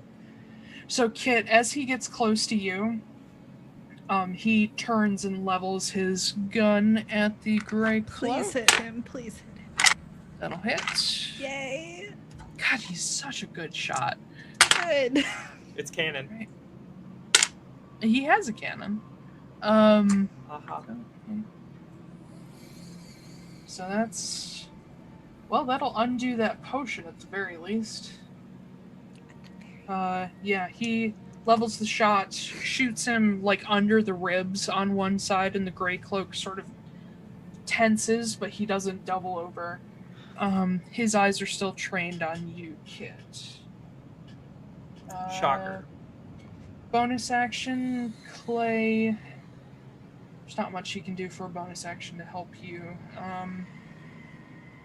He's going to use his basic healing potions because he doesn't have any other big, powerful ones anymore. Oh, that's not great. Alright. Downs potion, couple bruises go away, not much. But yeah, Clay looks at you, Kit, and he's just like wide-eyed, terrified for you. The gray cloak sort of picks himself up from the shot and just levels the wand at you. Oh, point blank. Point blank. Can't miss. Couldn't miss anyway. Yeah, it's magic missile. I mean, He's it's going advantage to- because I'm on the ground, so. You watch as he levels the wand at you. The wand cracks in his hand as he uses the last of the charges.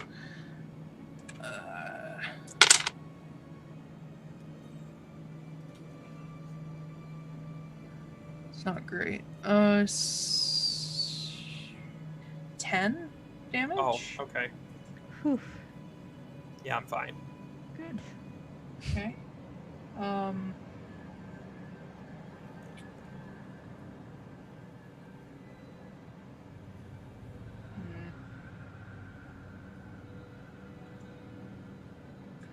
This podcast is not brought to you by anything. It's brought to you by my artwork. Yeah.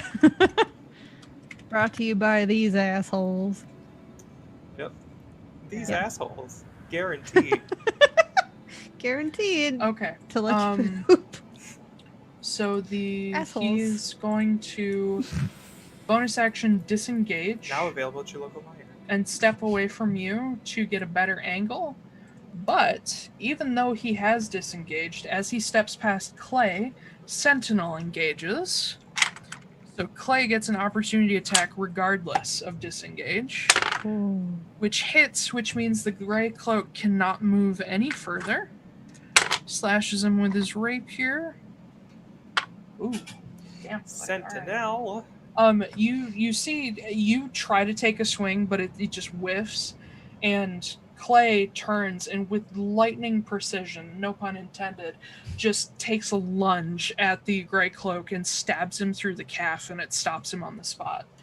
Ouch. The gray Hell cloak looks like he is ready to keel over. Oh, he's gonna be turned into frog legs. Um, It's so crispy. that'll bring us back to Kit. Yep. You're still alive. I'm gonna use half my movement to stand up. No, you're still standing. Oh. You stumbled, but you didn't fall. Oh, I thought I hit the ground. No. Oh, okay. I'm gonna move up to him. Mhm. as Clay is still holding onto the rapier in his calf. And I'm going to cast Inflict Wounds at 2nd level. Okay. Let me check Sentinel real quick. Okay. Oh, I don't... yeah, if there's an advantage or something. Reach wings and attack and start. Okay, no, continue as normal. Okay. Oh. 26 to hit. Hell yeah! Hit. Okay, so... Inflict wounds! Inflict Wounds at 2nd level, so that's 4d10. Get him. All 10s. Get him dead. Pretty close. 28 points of necrotic damage. How would you like to do? Yeah. So after he shoots me with the magic missile, I just like stand up very calmly and like dust myself off. Like walk over calmly, grab him by the throat, and just start laughing until he just everything just melts away across like my skin and down my arm until it's dripping on the ground. As you're holding onto him, you watch the black veins spread up and up and up, and as it reaches the eyes are the first thing to melt and pop and just drain down. It's like the Lost Ark. And then it almost seems like the breaks in the skin from the hair follicles is where more starts to drain out from his head, and the hair falls out, and the nose just caves in until you can see the actual shape of the bone, and the teeth fall out and just trickle down your arm until he's just a pile of human shit on the ground. Ew. Amidst a skeleton. And that's my turn. Okay. Oh, I guess I can move the rest of my movement towards Sylfie, but... Yes. Sylfie, I do need you to make another death saving throw before someone can help you. Ooh, well, that was a 6, so... That's a fail. Yeah. Clay gets to go first, technically. Yes. Clay dashes his way over, and you see him pull out some more supplies from his bag. Mundane supplies, but okay. He does manage to stabilize Sylfie, at least for the moment. So you're at 0, but you're not dying. Well, that's good. So we will end initiative so that you guys can actually get her back on her feet. I'll cast Cure Wounds at 2nd level for you. I'll roll it. The last black cloak disappears into the distance. You don't know where he went. 13 healing damage. Sweet. Healing damage. Okay. Yes, you're back on your feet as the lodge is falling in on itself. Villagers, now that the threat is gone, are running up with buckets trying to put out or at least contain the blaze to just one building. Mia and Bull and Astrid do eventually arrive. They were quite a ways away. But they come in and like scoop you guys up, and they're like, holy shit, and they get you back to the ship to sort of look after you. No, I want to loot that asshole. Oh my god. Okay. I want to loot the puddle. Okay, make an investigation check amidst the gook. The gook. Is it rotted and covered with gook? Fucking knew it. Investigation, it's 12. 12. You find the broken magic missiles wand. What am I gonna do with that? You do come away with a gross purse of like 50 gold. Perfect. And you come away with a almost unreadable, gross, melted flesh-covered piece of paper. Almost unreadable. Yeah, it'll take some cleaning, but you could probably figure it out. Melted flesh paper. Perhaps some prestidigitation. Which I don't have. Which Clay does have. Prestidigitation. He clean boy. He clean boy. Okay, I will take the melted flesh paper and the gold. Mm-hmm. I'm going to leave the little purse behind because I don't need it, but I'll take the coins. It's also covered in blood. That's fine. Amongst the other bodies, if you do care to loot their charred corpses, Yeah. you guys will come away with probably a total of about 100 gold between them all, and some other scraps of paper that are written in other languages that none of you know. I'll take them all. Okay. Okay, Pumat. That's That's what you sounded like right there. I'll take them all. But yes, you gather yourselves up, gather your friends. What would you like to do as the lodge burns? Sylfie, give yourself 50 gold. I'll split it with you. Oh, thanks. And as the lodge burns, I would like to think momentarily that I have an enchanted bucket of never-ending water, and then go back to the ship. Okay. You're a jerk. Bye, Moose. Yeah, I guess I just turn to Clay, just kind of like clutching my side, like, hey, so Hey. you wanna go? Let's go. Yeah, Yeah. let me... He looks around, like, looking for his companions. And then you see him look at the lodge. I hate to break it to you, pal, but Did people come out while we were fighting? Not all of them. A lot of them got trapped inside. Well, the roof already collapsed, so Yeah. cry on the boat. Yeah, he looks at the lodge and he's like, my mom is gonna be so pissed. Did she own that moose? No, she employed the guys. Oh. I mean, they weren't like my friends, but still guys. Yeah, I get it. let's go. For Yeah, my let's- dudes. Yeah, he limps along beside you guys, and you see the enchantment fade off his gun as he holsters it, and the second ethereal trigger fades. All right, I guess I'll slowly limp back. Yeah. To... You guys make your way back to the Horizon Runner. Captain Al-Adhir has seen all of this transpire and heard a lot of it from this distance. He looks at you just decided guys, to not help. Okay, sort of cool. narrows his eyes, doesn't say anything. Cool. Does this boat have do you got like a get up and go like setting? Like let's A jump start. Yeah. Button. Yeah, Captain Al-Adhir, as you ask him, he's like, I believe that would be smart. way anchor.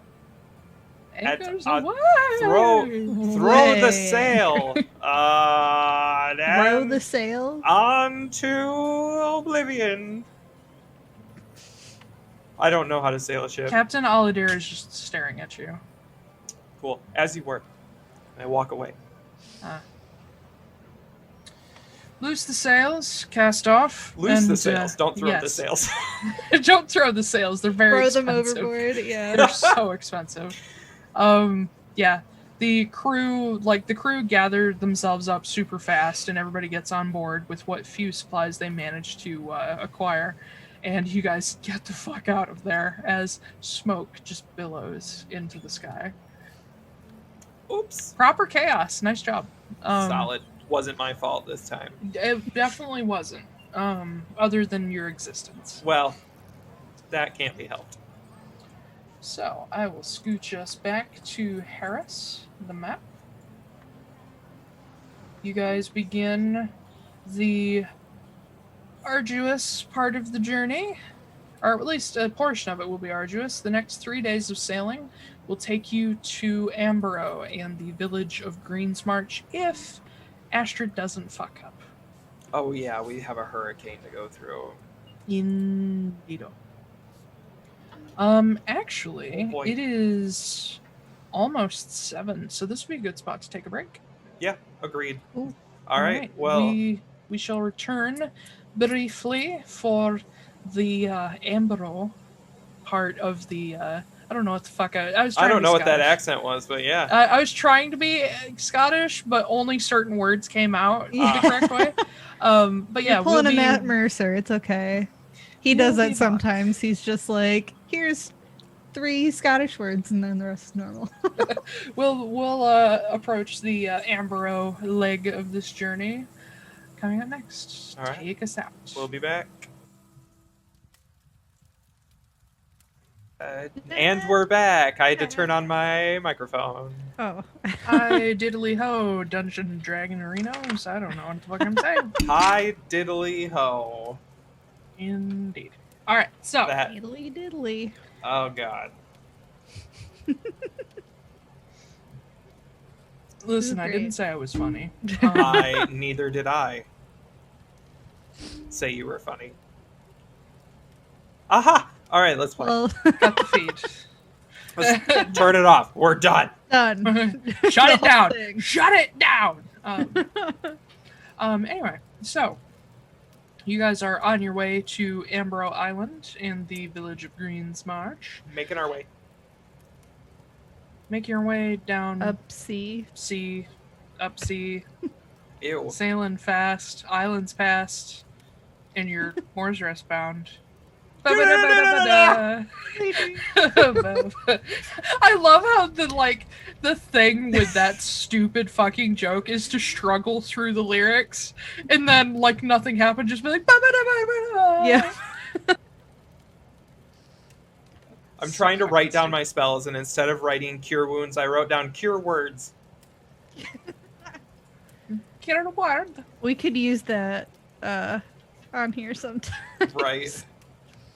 Cure words. Cure our weird stuttery words, I guess. At least Speak me. for yourself. I'm Yeah. perfect. Yeah. No, I'm totally kidding. I'm so dyslexic. My brain and I is stutter. like blah, blah, blah, blah, like firing like constantly. So so many sometimes, things to think about. yeah, Math, sometimes, D&D, yes, backstory. Oh God. sometimes the words are just like, All we have to do is say hello and you restart. yeah. I'm like, what? Hi. Hi, Hello. hello, hi. Okay. Anyway, before we get stuck on that, the first day away from the Pelen Peaks, you cross a strait and then stick close to the shoreline of an outlying island. What'd we do to the strait? Huh? What? I was making a bad joke. Continue. Did you say Clearly. cross the strait? Yeah, you said Yeah. we crossed a strait, and I was like, How do what we did we cross do it? to What did wrong we- them? Yeah, what did we do? Aha! You said a thing about his mother, and he was real pissed about it. Gotta pay your restitution, or find you. Straight. Your mama is so bad at parenting that you had to go to therapy when you were older. Oh, wow! Wow! That was a bit real for all of us. Hey, yo, straight. Your mama was such a bad mama that you have PTSD and you can't experience intimacy. Oh god. Oh my God! Dear Christ! I'm gonna need y'all to calm the fuck down, please. Oh God! Cross yourselves. Good God.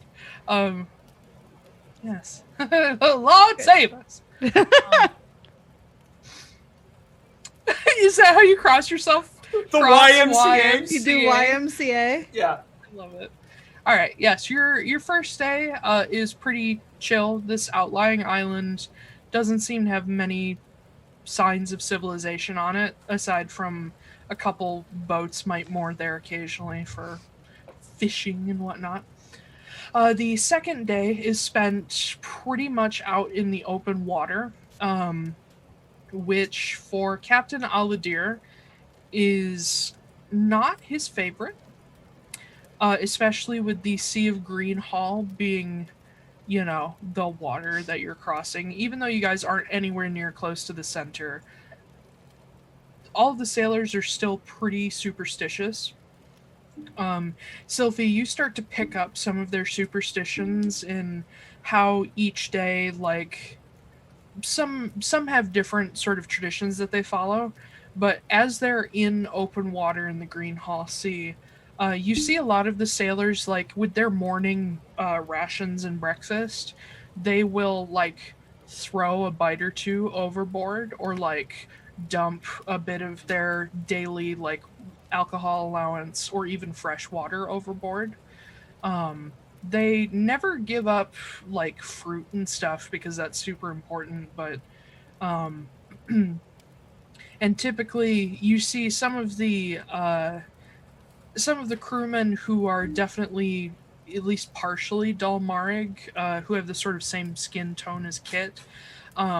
They pray every single day, especially at sunset. Um, the sunset of the second day, the wind begins to pick up the closer and closer you get to Amborough. And you could potentially see it. Hold on one second. You could see it from here if it were not for wind and funnels in the distance and fog just constantly swirling past, that just completely obscures the island from view. What was Kit gonna do? Well, I was gonna say on the first day I cast tongues so that I can read the papers, but tongues only works with spoken language. Yes. So I guess on that Well, first day I wanted to have Clay clean off that one piece of paper that I have. Okay. Yeah. And As then- you show it to him, it's like crusty at this point, and he's like, Ew. "Oh God!" And he snaps his fingers. Oh, God. And the blech just sort of shrivels away and Oh, leaves cool. a sparkly clean paper. Perfect.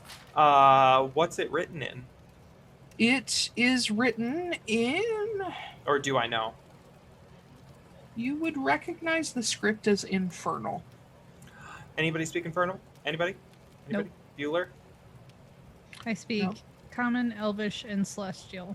Do I see not to like, look Not to for profile, but are not there to any profile, tieflings? but there are any tieflings anywhere?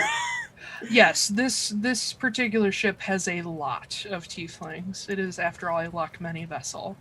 Yeah, you can grab one of them. The nice looking one.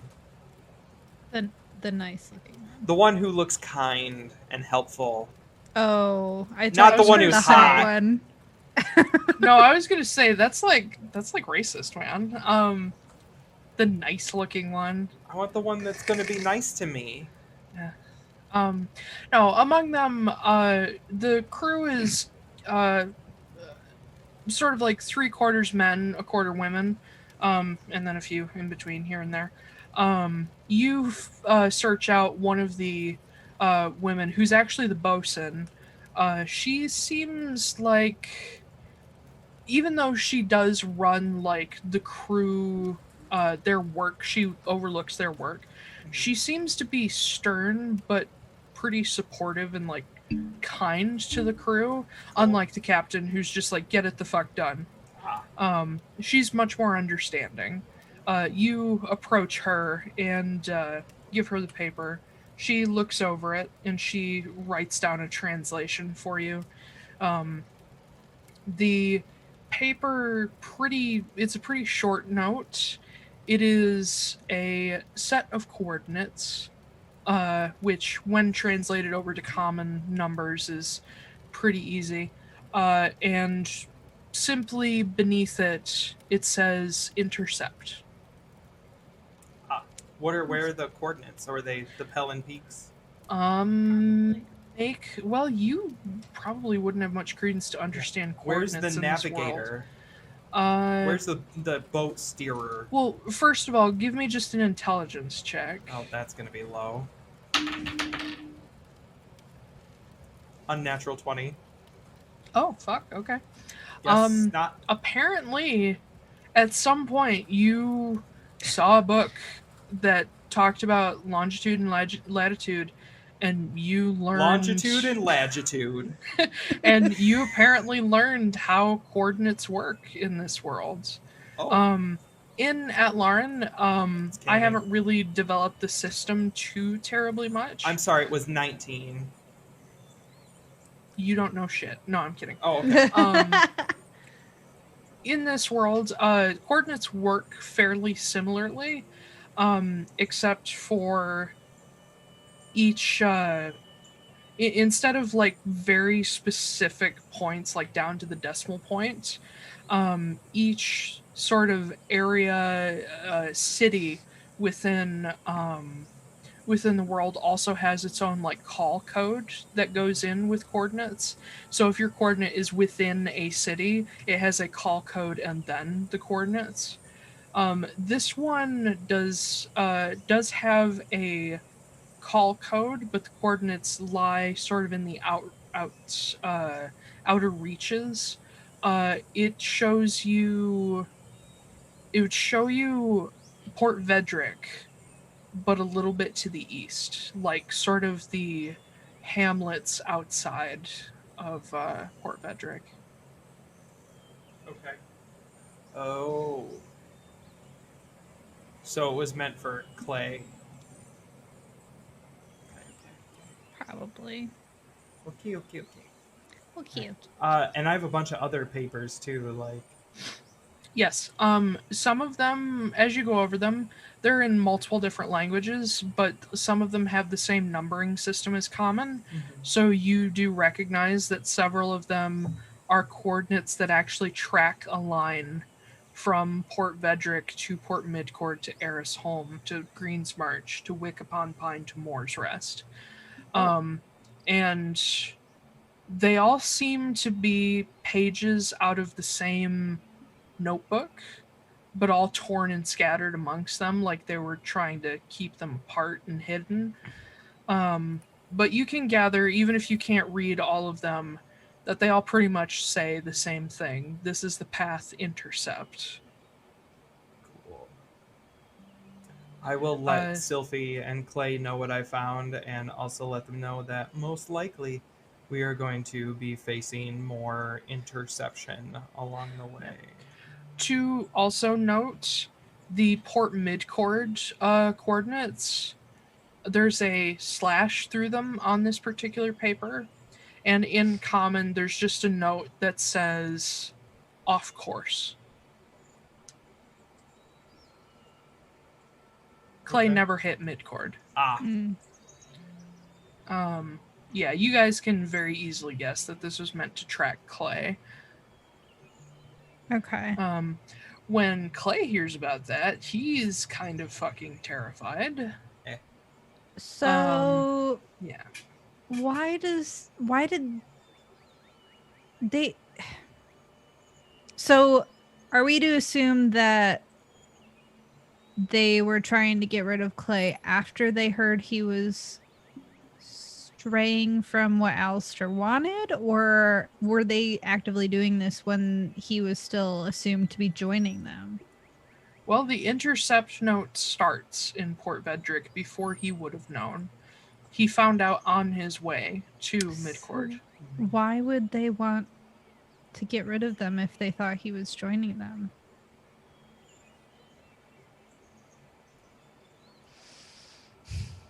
I mean, I guess we can have this actual conversation, like in game, if we wanted to. Yeah, I thought I was too, but Clay, looking over all these notes in this perfect line of coordinates that you guys actually map out, he says, yeah, it looks like every single one of these is like where we would have been midday if we would have kept good time.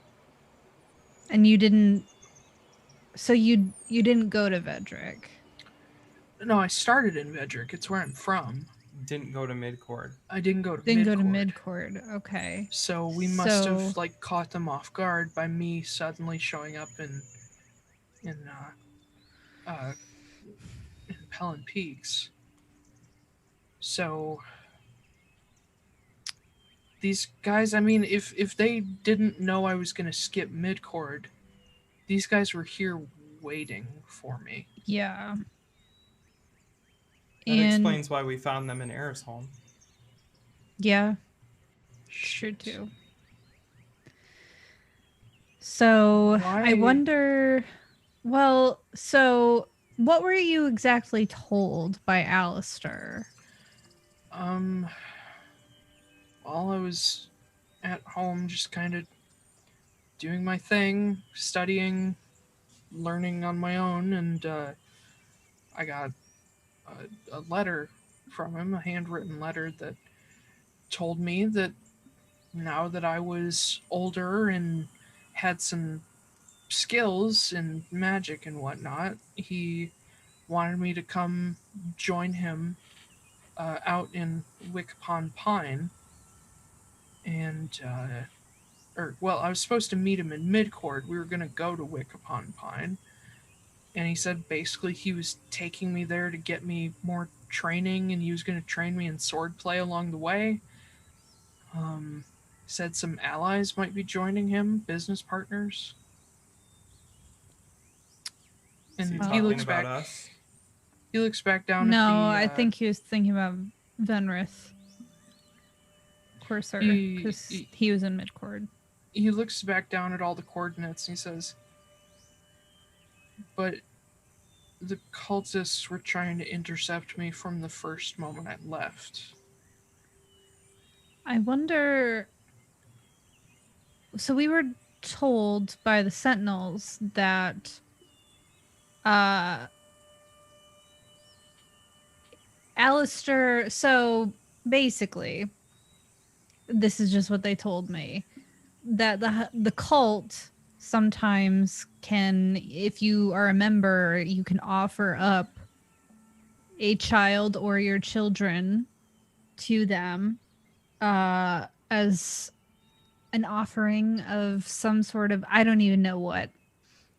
I don't know if it's sacrifice. I don't know what exactly it's supposed to be, but you can do that and get in better with the members.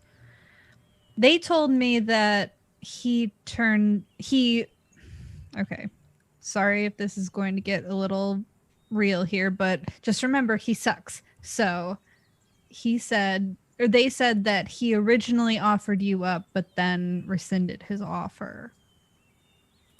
So I wonder if he changed his mind again and was trying to get them to kidnap you, and Or maybe they wanted it and were denied.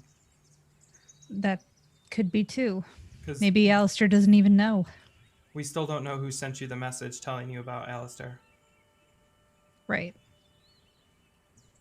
Why would they want me now, though? Don't they want, like, kids? It sounds like, I feel like it must have been somebody else who told you to stop you from going to Midcord because you would have been intercepted there. Yeah. So they basically helped throw off the path. Kit, Mm-hmm. is there a way that you could... Do you have sending for today? Mm-hmm. Would you be able to send a message to Alana and ask if they know who sent the letter? Because they knew that he was going to be in Pelen Peaks. Mm-hmm.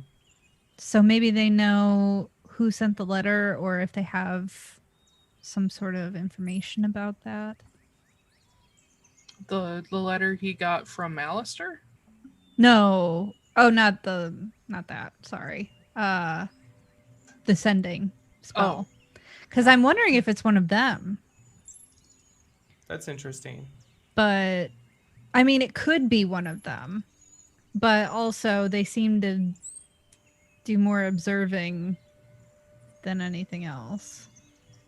So how much do these sentinels know about me? Oh, more than you know a about lot. yourself. Shit. Like, they have like books on like everybody. Like, I was in there, Kit was in there, this whole thing. And nobody thought to, like, tell me or my mom. Oh, they don't tell people things. They just record. Yeah. They just kind of like observe and... The fuck good is a sentinel if they don't use the information?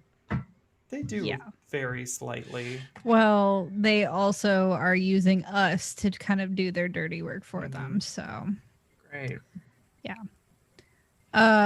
So yeah, Kit, if we could send something to Alana, like maybe they could confirm who it was who sent that information to him. Yeah. I will... Could be worth a shot.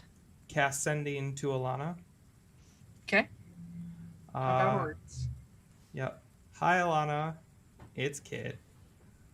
just wondering if someone sent a message to Clay to I've already lost track.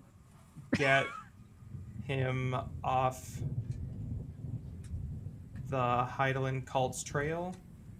Let me know, please. I'm gonna say that was 25 words. Sure. It was. I counted all of them. Okay, good. I lost track.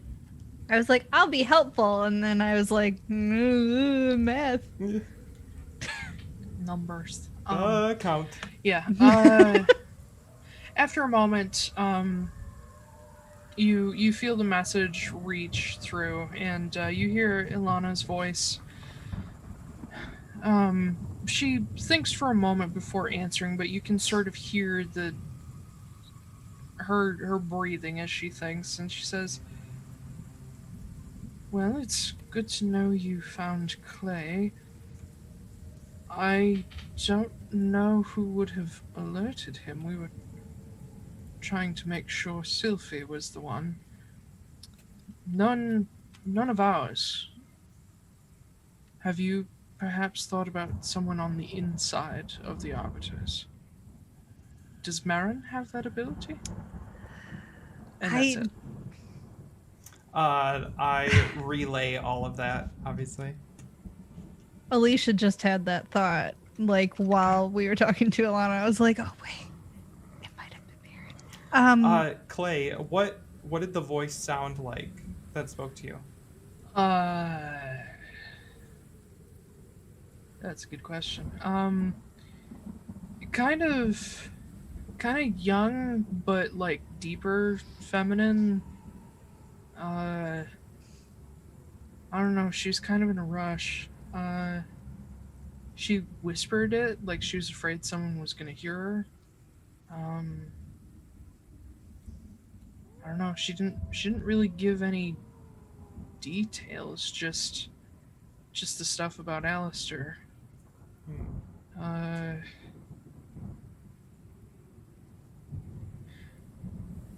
Actually, now that I think about it, I think she was gonna say more, but she didn't.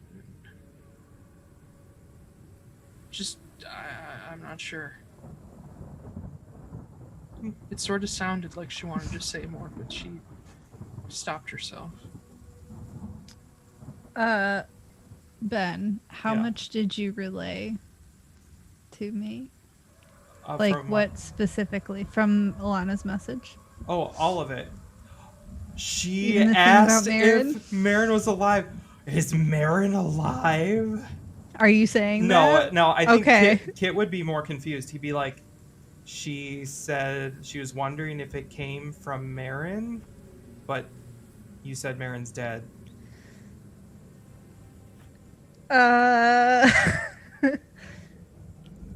Yeah, Insight check. let's pretend Alicia's not, like, this is not Sylfie's face. Yeah, go ahead, that's insight weird. And deception.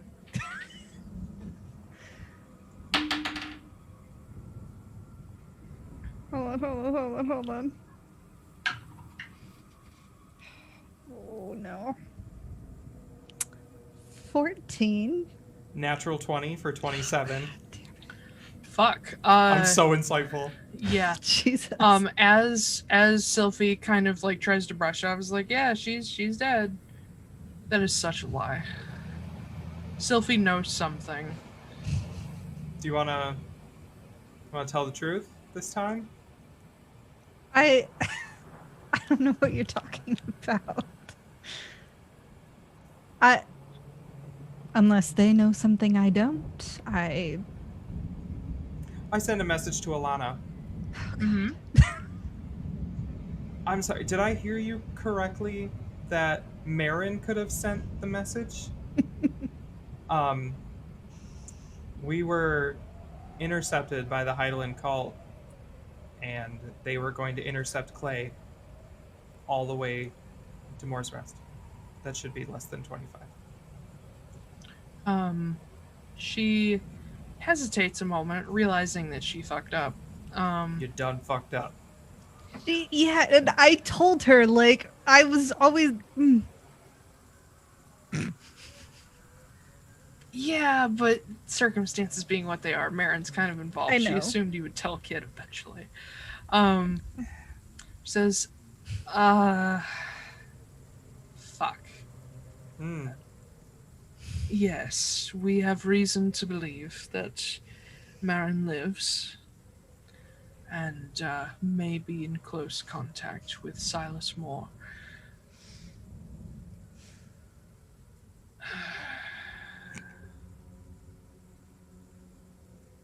Whatever, you needed to know. It could be her if she had that capability. That's it. Interesting. Do you want to tell me now? I haven't relayed any of that message. I'm just... Hold on. I gotta, like, stop. This is what I do when I'm, like, when I'm nervous. I'm, like, laughing. But I don't, Sylfie's not doing this. Okay. I'm acting now. Acting. Ding. Acting. Alright, I was going to tell you eventually. We're on our way to Moore's Rest. I just wanted to get Wedna out of the way first. So Marin's alive.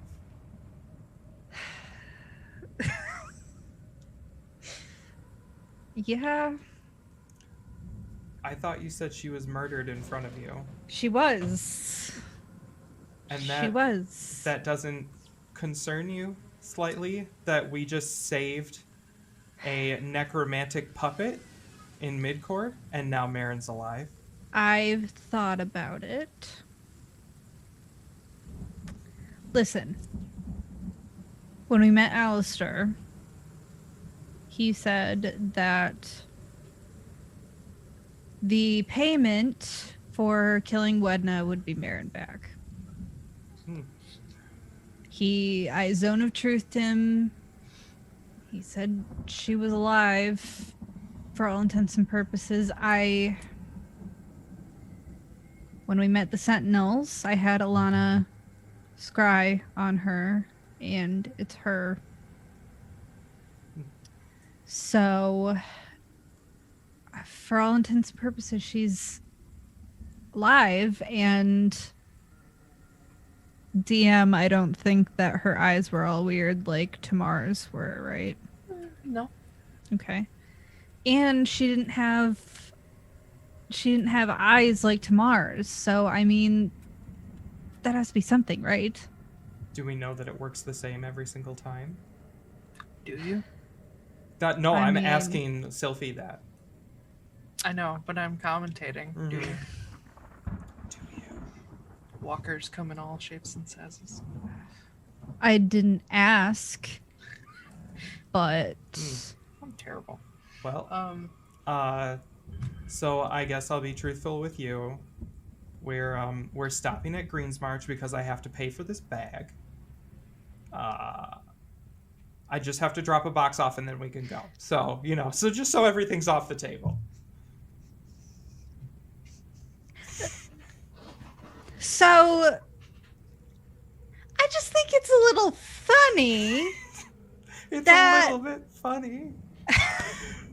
This feeling inside. I just think it's kind of interesting how we're going on this very dangerous mission to get my sister back, but we might die in a crazy typhoon because you needed a bag. Well, I mean, to be fair, it's like 20 square feet, or 10. No, it's like actually 14 cubic feet. We can put a lot of stuff in there. Okay, what's in there now that you needed so bad Oh, literally everything I own.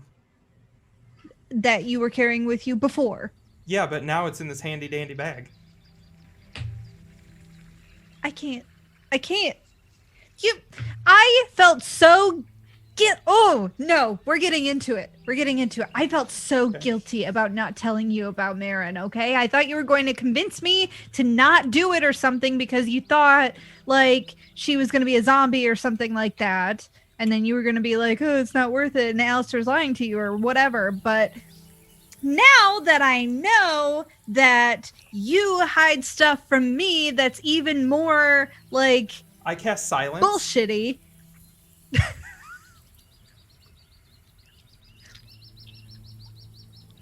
Just go full Sam. This lasts for 10 minutes. I'm just going to keep yelling until it wears off. So I'm just gonna look at Clay while she's like being silent and be like, so we just have to make a couple of stops and then we'll try to keep you alive the entire time, and I'll talk to you later. And I go back to my cabin. I follow him. After 10 minutes. Oh no, I've locked you out. You can't get in my cabin. I'm standing outside your door. Yep. Just yelling. You scream yourself hoarse. As soon as you leave the 20-foot sphere, you begin making noise again, and actually none of us inside the sphere can talk. In a bucket of... I should have read the whole spell. It's okay. So are we still in the sphere of silence? It's the next day have now. I followed you? Oh my god, you're not... You don't get to time skip, Mr. Player. I'm standing outside your door. I'm like, I am never telling you anything ever again. Because apparently that's how this relationship works. We just don't tell each other anything. I didn't even know you had a brother. You have a brother? What's up with that? Playing with Hinto. You hear quiet. Oh, you're playing with the dog, okay? Fine. You know what? I have a new, like, cool brother. I have Mia's cool, too. So maybe we'll just all, form our own party. And then you don't have to be part of it, because you don't want to be part of anything, because all you want to do is mope around all by yourself and just lie about bullshit. Fine, bye! And then I leave. Solid.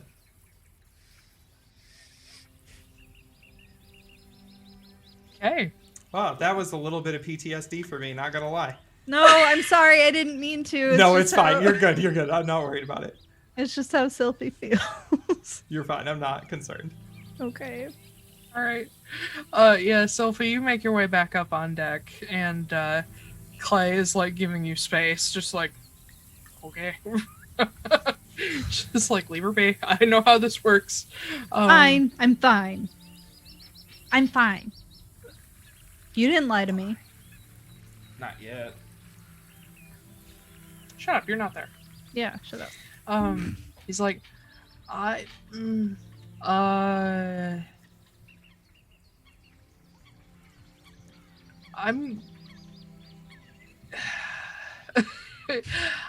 not good at talking.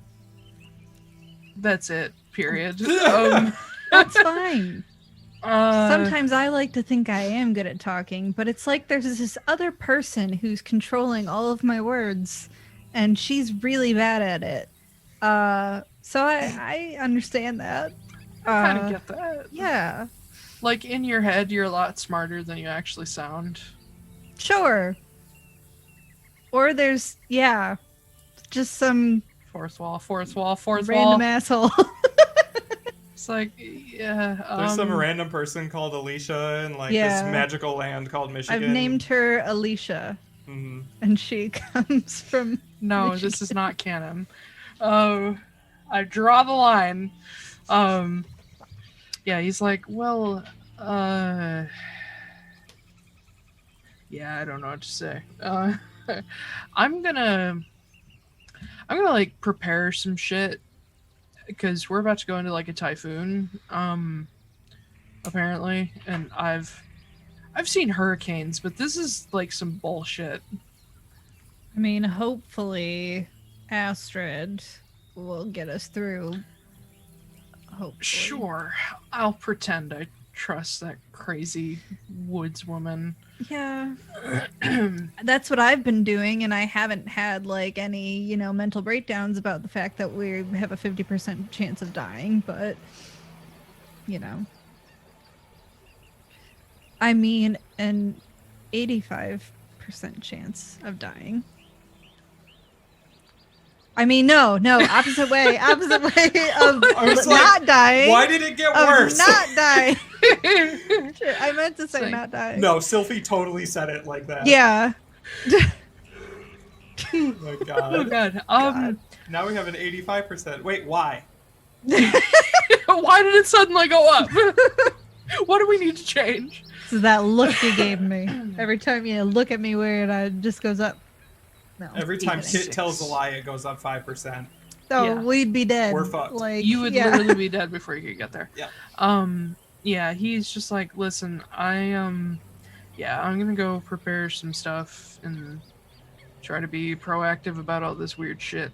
And as he's like trying to so ungracefully like walk away because he feels awkward, he finally gets an opening as Bull steps up, having seen the fight, and Clay looks at him. He's like, oh yeah, he's a better talker, bye. And he just takes off. He's like, if you need to talk about anything, like, I'm here, but I'm bad at it. I get it. It's fine. Sorry. Yeah, he takes off. But Bull comes up to you, and he puts one of his big, massive hands on your shoulder. Says, are you okay? I'm fine. It's fine. Why? I'm not mad, because this is just what Kid is. He just does things. So I shouldn't be mad, right? He just lies all the time. He doesn't say anything about himself. Even about stupid stuff like a fucking bag. A bag. We're going into a typhoon because he had to get a bag.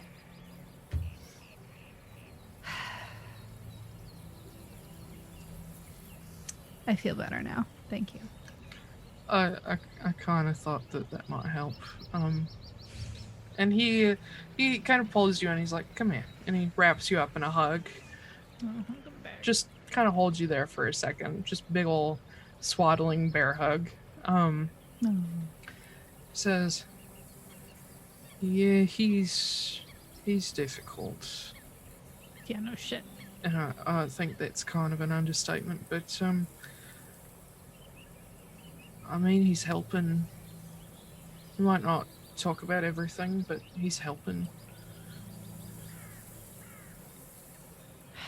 I don't know. There comes to a certain point where, like this, it doesn't help. And it hinders, which is what is happening right now. Well, God, I can't say the usual thing of like, try to talk to him. It doesn't work that way with Kit. I'll just cast silence on you, apparently. Well, you were kind of yelling in his face. I'm not saying it's your fault, but he sort of deserves it. he seems like the kind of person who doesn't respond well to being yelled at. I mean, no one responds well to being yelled at. Well, that's why you should really try not to. But again, it's not really your fault. I'd be kind of miffed at him too. But I don't know. I gotta think that if he's on board for what you're doing and wants to help, he can't be all bad. And yeah, this is kind of a stupid side mission, but I mean, at least we'll get to see kind of a cool place. If we make I don't know, I'm trying to it be a mediator there. here. I'm not really good at it. No, it's fine. I guess maybe, I don't know. Some days I think Kit and I are a good team, you know? Like, we kick a lot of ass together. It's mostly him, but I don't know. We don't. Shut up, Ben. The root of the problem here is just that Ben's an asshole. A little bit. No, it's not. No. I needed a bag.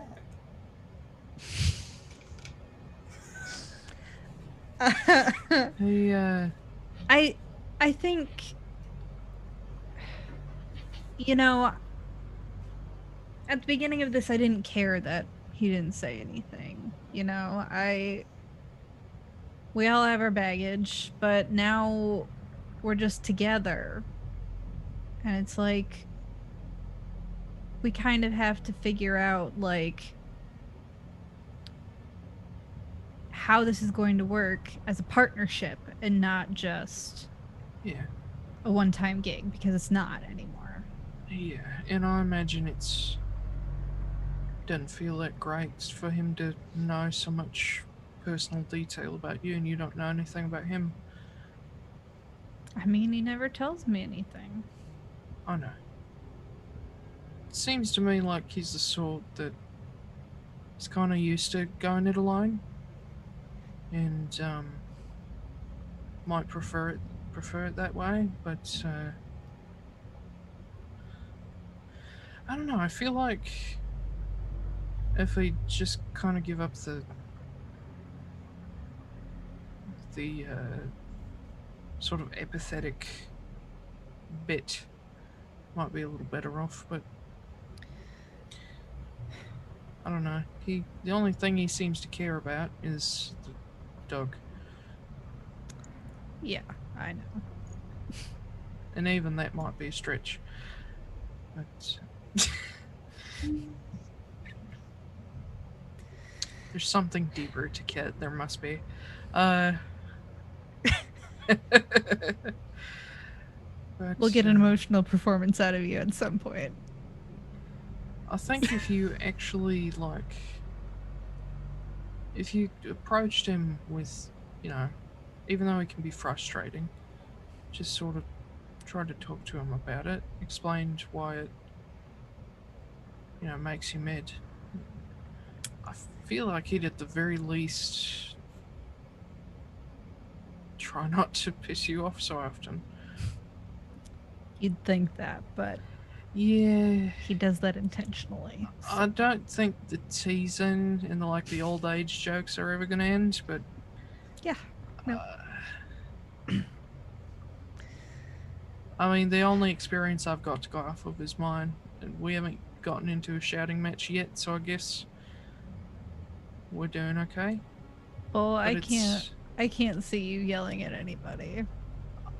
Well, I have a couple times, maybe. When? Mostly for show, in the rings. Yeah, that doesn't count. In a fox once that stole something from me. Well, that's Yelled at a understandable. fox. He yelled at a fox. Just like, get in, fox! It was more like, get back here, bring that back. That also doesn't count. Dirty Yo, fox. varmint. Yeah. That also doesn't count. It really wasn't all that yell-y, but I don't know. I kind of just don't try to clash with anyone if I can help it. That sounds nice. Yeah, it turns you into a little bit of a doormat. A lot of people think you're just kind of stupid. You're not stupid. Yeah.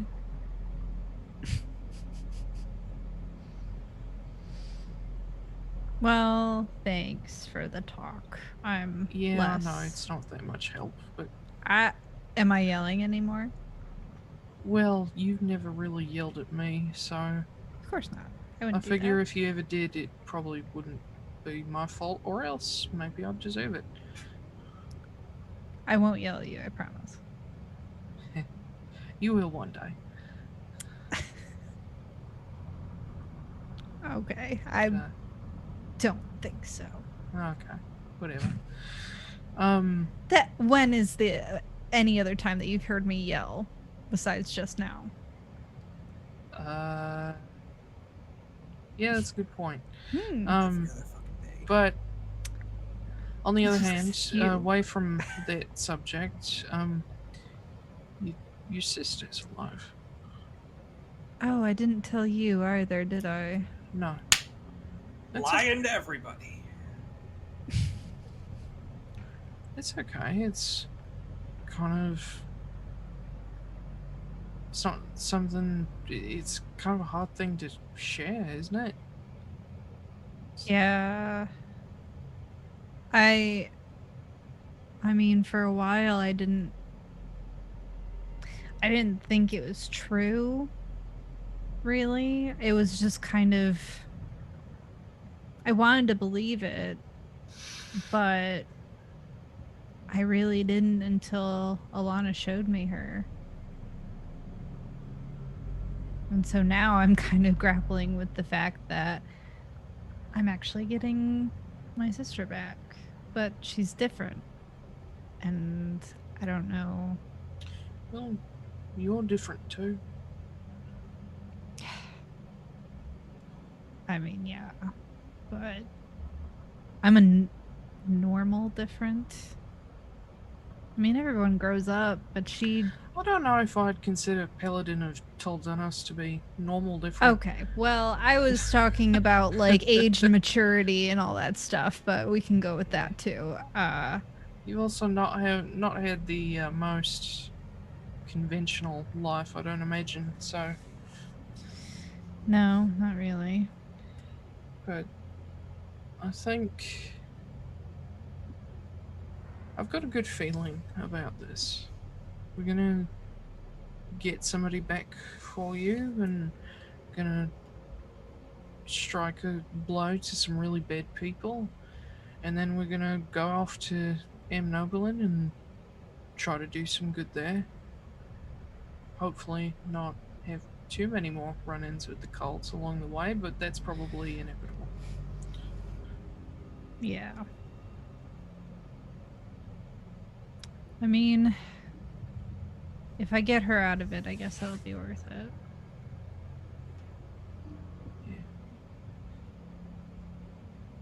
And he pulls you into hug you again.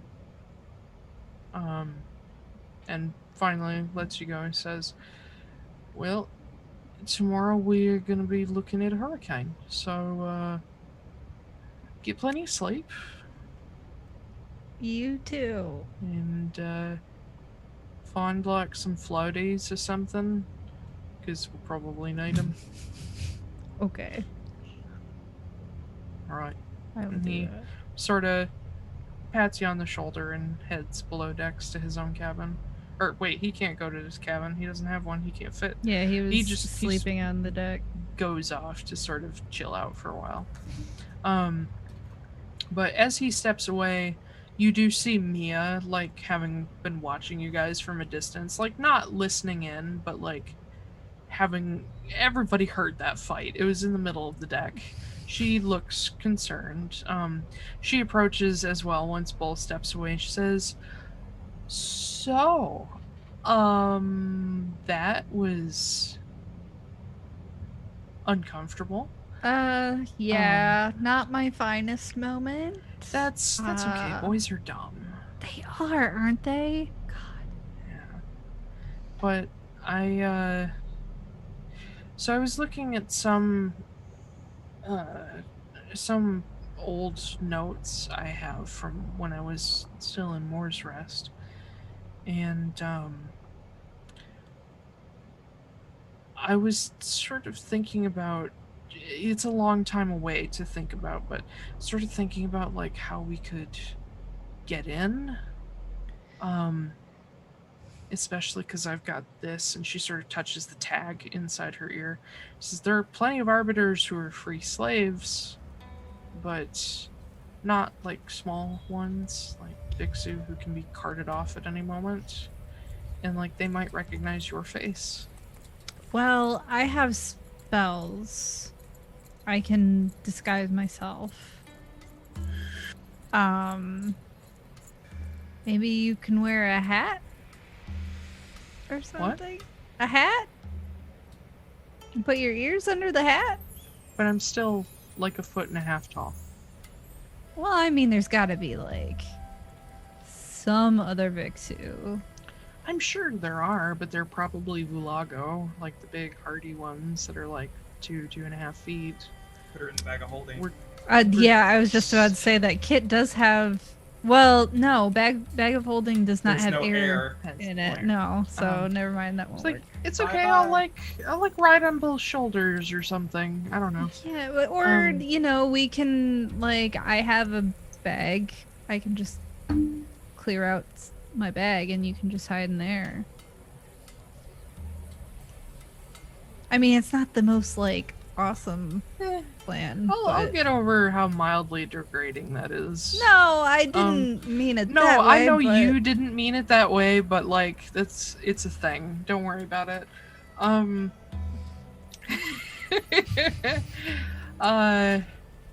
Yeah. So like don't worry about it. It's actually a good idea, but there's some people. Anyway. Especially those fucking Goliaths. I kind of got a good memory for like buildings and like places, and so I kind of remember what the inside of Silas Moore's house is like. So if we needed to like get her there, or I don't know, I'm just throwing out ideas. I'm trying to be proactive. I think that's good. We need to get. All right. So, first off, I don't know if I told you this yet. So, contingency for getting Marin is that I have to kill Wedna Altera. Probably also Cynthia Moore. Probably. Ooh. Which I don't think Silas is gonna take too kindly to. So probably him too. Oh, Marin won't like that. Marin will get over it. Wow. I'm sorry, she's just gonna get over it. It's her boyfriend over her sister. I'm sure she'll be fine. So yeah, so we're gonna have to do that first before anything else. So if there's a way, I know you didn't really spend a lot of time in the more like whatever, but we have to get to them first, so we have to break in there. I mean, they have a cellar. Okay, so you mean Silas Moore, like in that Yeah, his that house has a cellar. Okay. Does that lead somewhere? I mean, from the it outside. leads to the kitchen. Oh. There's like storm doors. Okay. So we could break into there first, go into the cellar, go through the kitchen, and then get to Cynthia Moore's abode from there. She doesn't live with him. He doesn't really like her. Oh. I mean, he Oh. doesn't want her dead, but it's still his mom. Right. Yeah, she doesn't live there. Okay. Silas lives there. Now that I know who Silas is, Marin obviously lives there. I think that's it. Okay. It's like a really big place, and there's like nobody there. I guess that's what it's like to be rich, but Well, more I think it's like the rest of his family killed each other trying to get the throne, yeah, there's that too. and then he's the one who actually earned it, apparently, according to stuff you guys told me. Yeah. So, you know, it used to be built for like 20 odd people, and now it's 2. Now they're all dead. Yep. Yeah. Okay. Well, I'd really like to get to them first. Again, I just need Wedna. If Cynthia is, going to just throw herself groveling at my knees afterwards, that's fine. But Yeah. From what little I know about Wedna, pretty sure Cynthia will be the only one who misses her. I don't know. I have a rough idea of where their house is, but I'd never seen the inside of it. I had a lot of time to just kind of wander around and read shit while I was there, because, Marin. But other places in Moore's Rest, I'm not. I'm familiar with 2 places: the pit and the big house place. right. So, Well. When we get to the big house place, you'll be my go-to girl. I will try my best. All I can ask. In the meantime, sorry about, the cove, and we were kind of caught off guard. We didn't realize we were being followed. We were kind of caught off guard too. Yeah. That's fine. It happens. You guys almost died. Yeah. I'm definitely not compartmentalizing that right now. Well, so, I feel like maybe we should make an effort to stick a little closer together, but also, do you need any, training, or... I mean, I would like to be able to make my sword a little swishier. Well, it is a great sword. Yeah. I want to be able to hurt people more with it. I mean... Wow. The only way to really get better with a great sword is just to get stronger. Buff. I need to get buff. Yeah. Mia, do you want to get buff with me? Are we gonna be buff? And she looks at you, she's like, get buff? And she, flexes. Teeny tiny little arms, massive little muscles.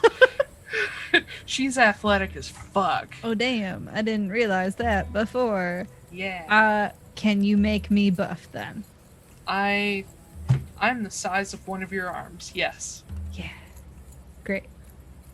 Okay, Sweet. let's go jogging. And she takes off. Oh, no. Not jogging. Oh, God. All right. Didn't God, you more almost of this. die last time you Yeah. had a jog?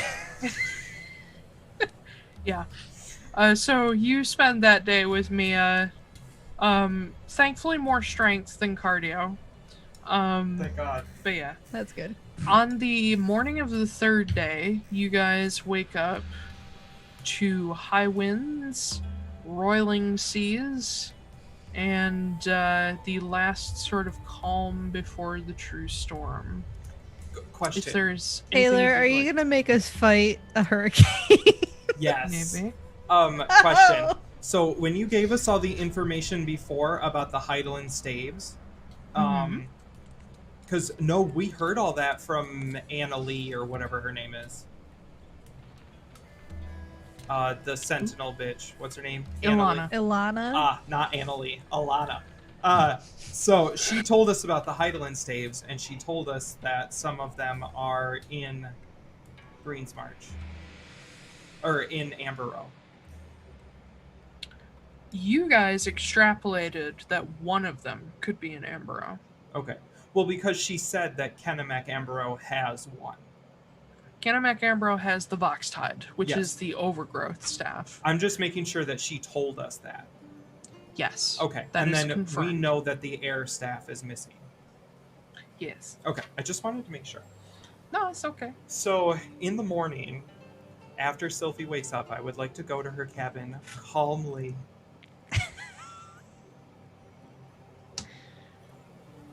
How do I knock on the... There you go. Yeah, I almost, like, hit the mic. I But... thought you were gonna go.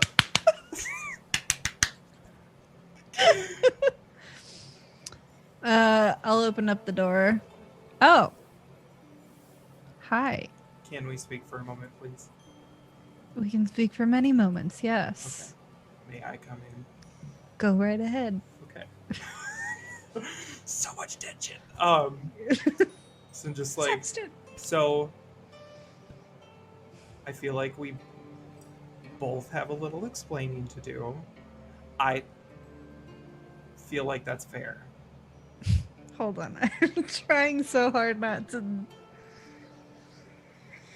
Gotta get my anxiety. Gotta get my face crazy off. face on. Yeah. No. I have to take my anxiety face off and put my serious face on. I need to apologize that. Fuck up! I can't do this! We're acting then! I didn't have a theater Acting. degree. It's been a hot minute since I've been on stage, so. And I don't have a script, so. Sorry, I didn't write it fast enough. We'll blame the writers. Yeah. As always. Yep. I shouldn't have come after you like that. Well, okay, I should have come after you, but I should have been nicer about it. I should have been quieter about it. But I do feel like I was justified in my annoyance. So, now you talk. I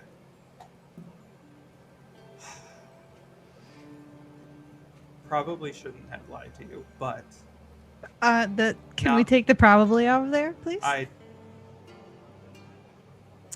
shouldn't have lied to you. Thank you.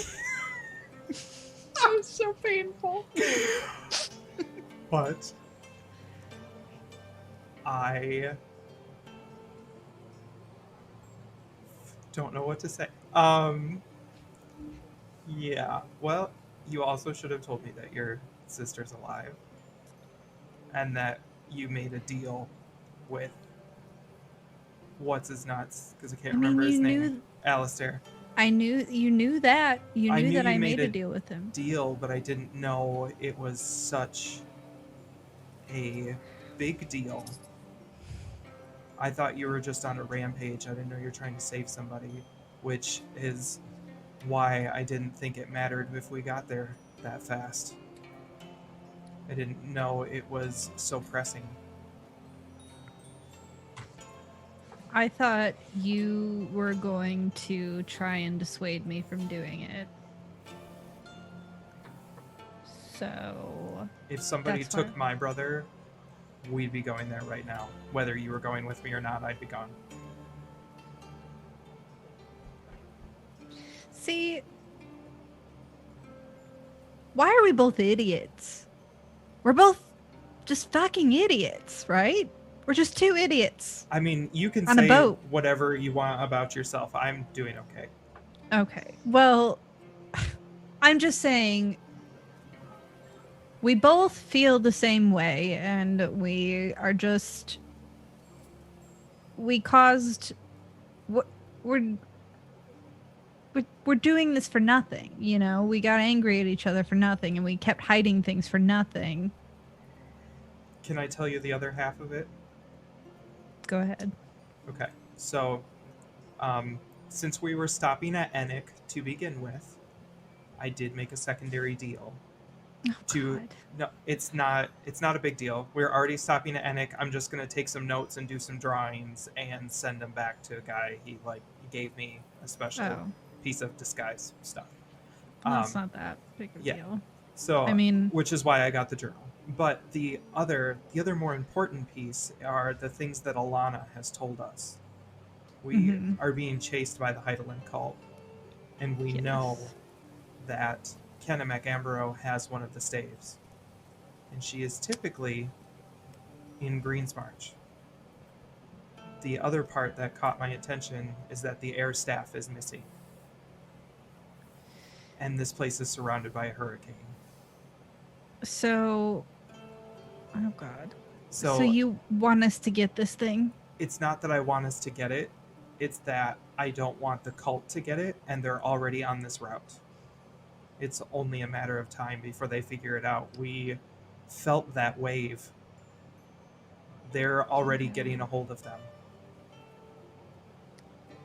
And this is a little bigger than what we're doing, but it's still might be worth at least checking in on while we're there.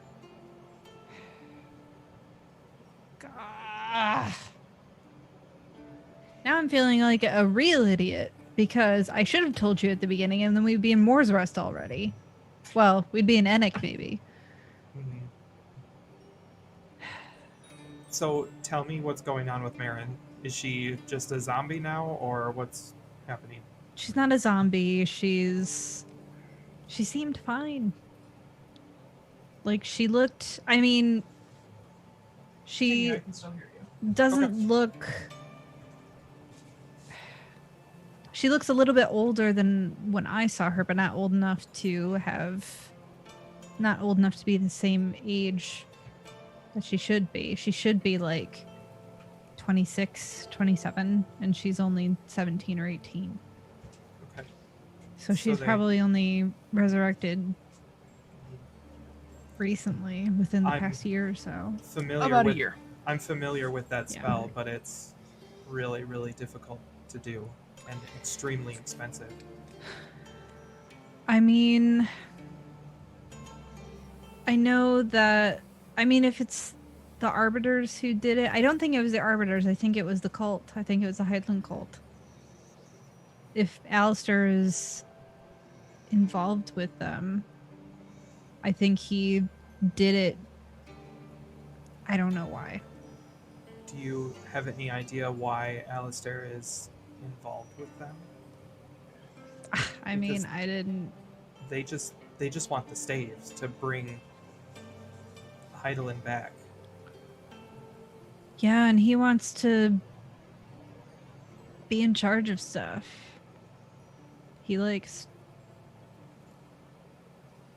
He wants power and position, and it sounds like if these guys succeed at bringing all the staves together, then that might be what he gets. But then I don't understand why he didn't give up Clay when he could have, because that could have elevated his position in the cult even further.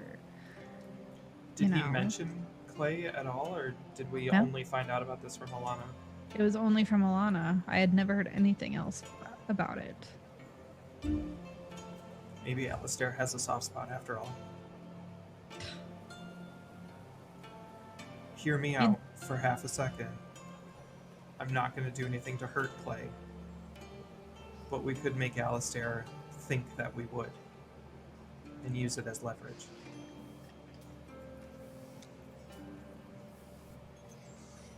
I mean, we could. But then I don't want to do anything that's going to upset Alistair. Because from the sounds of it, even though, well, that's a little strange too, right? So, okay. This is honesty hour. So, there's a lot that I have figured out about Marin and what she's doing these days. And one of those is apparently getting really buddy-buddy with Silas Moore III. Interesting. I don't want to think about that all too much, but Question. yeah, Is Marin even a bargaining chip for Alistair to be playing? that's what I'm wondering now. I'm wondering, because it seems like she is in really well with Silas Moore III, whose mother is Cynthia Moore, who Wedna is getting her, getting it on with. So I wonder, like, even why he used Marin as a chip in the first place if he didn't really have her under his thumb anyway. Like, it doesn't seem like Marin is a prisoner. Why or would they anything. even bring Marin back? Did she have any special abilities that you know about? Or is Silas just so bad at dating that he had to resurrect a wife? I don't think that Silas did it. I Okay. think it was Alistair, but I don't know why. It Because- seems weird. Well, because if it was within the past year or so, I didn't kill Redner and Flynn until, a couple months ago. He did it beforehand. And anything that I could have done, she could have done. Wait. If... I'm just connecting the dots. If Alistair brought her back and then did the same thing to her that was done to Tamar and placed her in the home of his enemy, she could take them out at any moment. That's so clever. That is Any a moment. strong possibility. And he could... All he'd have to do is, if you fail, is snap his fingers. But then why even ask me in the first place then? We just found out that Marin might be able to use the sending spell. She could be feeding him information without knowing it. Information from home base. I mean, I guess. But if his goal is to kill the Moore family, I mean, he would already have a sleeper cell in there. I don't know So- if that's his goal. I don't know what his goal is, but I'm wondering if it's not something bigger than that. I mean, I'm sure he would want nothing more than to run Moore's Rest himself. But I don't think he has the standing to do that. Especially now with Wedna, with her fingers in pies. If he takes out the Moors, what's to stop the Heidelen cult from taking over? And him being in charge? I mean, I guess. And I mean, if you want to take over something without looking suspicious, you get other people to do it. I mean, also, he could just be saving his own hide, right? He could be. He could know that I'm going after them, and he doesn't want to have to deal with that, so he's just putting me on his good side. And maybe, who knows, maybe Marin is this puppet or whatever, and he's like, oh, here's your prize. Oh, she stabbed you, you're dead, so... I'm wondering if he's not using her multiple ways. If she could be a puppet, if she could have also been a gift to the Moors, and then on top of that, she could be a link That's into the gross. Heidelen cult. She could be feeding him information. It could be anything. We just don't know. And can you tell me what she looks like in great detail? Sure. Yeah. Wait, are you thinking about sending her a message? I could, at some point. I would rather not do it today, just in case this mean- boat goes down. Yeah. What would you say to her? I figured we'd work that out together. Okay. I guess I'll tell him. Okay. Like, Marin the red hair, is- all that. Yeah. Or, go ahead. Oh, yeah, red hair. Kind of looks like me, I guess. Blue eyes. Mole under her. I can't remember what eye I said last time because I was bullshitting. I It don't know. was, I think you like, said her right eye. One of the Yeah. eyes. Yeah. And then a scar on her left wrist. I re-listened to the episode, so I remember I made up some bullshit. Yeah. Kind you of looks do- like me, half elf. You know. You do get a general gist of what she looks like, and if you ask Mia, she will also add in some detail, more recent detail, Yeah. Yeah. that Sylfie is less familiar with. And if anybody has some way to disguise themselves and they know what Marin looks like, you can actually just show Kit. Oh, well, Sylfie Oh. can do that. Yeah, I can. I'll cast this. Well, I don't want to burn a spell slot if we're we can gonna wait go into. until we're on the land. Okay, yeah, I'll wait then. Yeah, so that's basically it.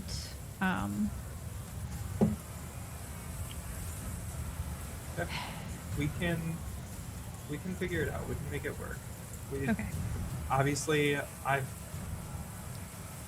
want to stop and take care of our things along the way, because from what you've been telling me, it doesn't seem like Marin's in any real danger. No, I guess not. Which is why I've been a little more okay with stopping at some of our pit stops, but And on top of that, at our current state, I don't think we're going to be any match for Moore's Rest. We're going to need to buff up before we get there. Which I heard you yesterday tramping around on the deck. Are you okay? it only hurts a little bit when I move my limbs. It's fine. I can deal with it. Just as a fun, hilarious joke, I'm gonna cast Spare the Dying. Haha. Live. So funny. I'm alive. Yeah, Thanks. I'm alive. It literally does nothing. Literally does nothing. So, I'm sorry about the hurricane, but if we can get in, I don't see why anybody in the Heidelen cult couldn't. And this hurricane is a giant beacon for the stave. Yeah. I mean, we can try. We'll see. Have you ever seen can one of do. these staves in person? We ran into one, yeah. Two? When was the second one? Brenna, The core and the Sephenhide. yeah, and Jack's got the crystal. Oh. Okay. Two! There's two of them that I saw. Well, there's 7, but yeah. Well, I said two of them that I saw. Yeah. They're not to be fucked with.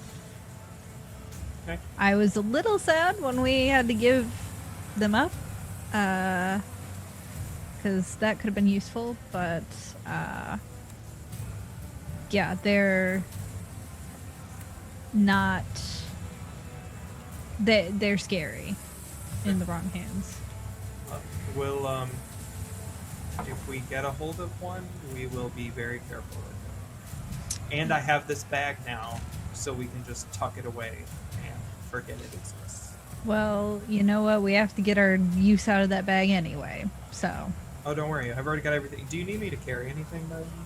I'm unencumbered, so I might, because Mia and I were working out some details last night. I might need to put her in my bag if we go into the Moore's house. Okay. So Don't put then her in this maybe- bag. No, I know. Okay. I know how bags of holding work. Okay, because she'll die. I know. Like, I wasn't gonna put her in the bag of holding. She'd fit. Well, that's good. Her corpse might- would fit in there. She might even fit in one of the smaller pockets. And I'm like looking at it. Stuff her in there. Oh, that's a horrible She idea. can get her head through, probably. Yeah, yeah. Just like a cat. You can get your head through and get your whole body through. Just Yeah. collapse Pretty- all your bones. Yeah. and Pretty narrow shoulders. Slink out. But yeah, so, Can we? All right. mhm. From this point forward, where I don't know if there's like a the special swear, like A wizard swear? no, not a wizard swear. What is it? So Mickey Mouse. God, what Like is an it? oath? An unbreakable Yeah. oath? I was trying. Yeah, unbreakable An vow. oath Yeah, of that's what I was swear. trying to think of. But I don't know if there's some sort of vow we can make or something. We're not lying to each other anymore. Okay. What we're doing together isn't just a one-off job. So, We're probably gonna both die. I don't care. While we're alive, we're not lying to each other. I care a little. Okay. I can't. Okay, since we're being honest, I care a little too. But we're not lying anymore. And that doesn't mean that you have to tell me your whole life story or anything like that. I get that a lot of that is precious to you. And you don't want to share it all. But at least don't lie to me about why we're heading into a typhoon when it's something as simple as you just bought a bag. We're dropping off a pseudo dragon egg.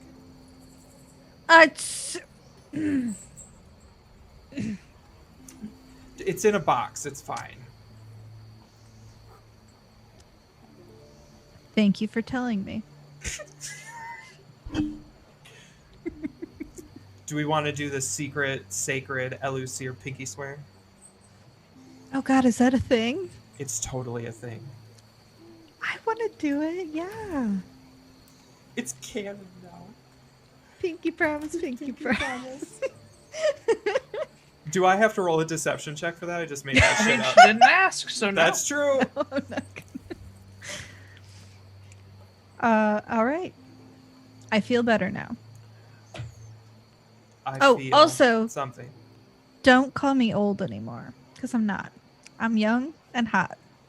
Then don't call me an angsty, stupid teenager anymore. Fine. I'm not gonna pinky swear on that. Yeah, And I I'm like- not gonna either. Like head out of the room. Because otherwise, we just have no dynamic there. So- Well, heading out of your cabins and up to the top Into deck. a typhoon. Into the Into a typhoon. Into the typhoon. Typhoon. Into the typhoon. Oh my fucking god.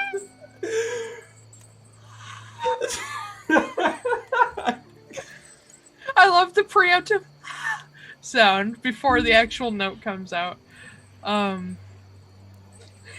It's not making any noise, Alicia. Alright, so we go into the typhoon. Indeed. Yep. You guys climb the stairs and you're immediately pelted by just a wall of rain. Yes. You can kind of see the walls of water just washing across the deck as they come down from the sky. Looking into the distance, probably about an hour away, you see a perpetually spinning funnel. One of many. Very large, like city-sized funnels.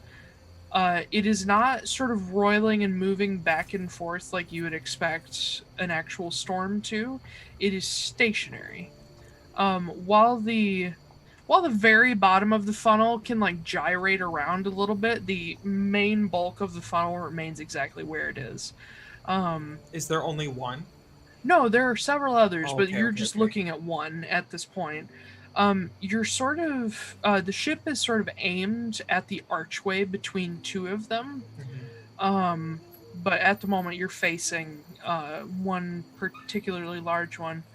The entire crew has battened down hatches and everything. And a lot of people are currently tying themselves to masts or rails just to make sure if they do go overboard, they can be pulled back up. There's not really life jackets, Yeah. but so as you guys are sailing, you have about an hour. What do you do to prepare for the storm? I want to do a couple of things. So I want to make a perception check to see where the center of the storm is located. If I can see that. The center of the storm? The center of the storm. So by looking at the storm, would I be able to like get an idea? Is the center of it like the eye of the hurricane is on land, or is it all in the ocean? Make a perception check. Okay. 24. From your best estimates, between maps and sort of seeing how the hurricane behaves, you can guess that there is a distinctive wall somewhere, but it is all out at sea. There's probably calm waters inside. Okay. That once you actually break the wall, it'll be as if there's no storm. Okay. At least that sort of tracks with what you've also heard about the island. The hurricanes themselves sort of form this weird fence around the area, and you have no sight of land in any direction. The fog and the rain are way too thick, and as you get closer to these hurricanes, there is a perpetual lightning storm also going on inside of them. Yes. You know what's really good at conducting electricity? Water. Hope everybody's got their rubber boots. Boots. And then So, what's the next thing? I wanted to do that, and then I was going to do something else, but I actually think I'm not going to because I just remembered the part about where Astrid told us that stuff likes to break through the hurricane. So I'm going to hold my spell slots. Okay. I guess I would also like to tie myself off. All right. On a life rope just to make sure. All right. Yeah, and then I'm good. Yeah, as you're getting yourself set up, you also do see that there are a couple lookouts stationed on the ship.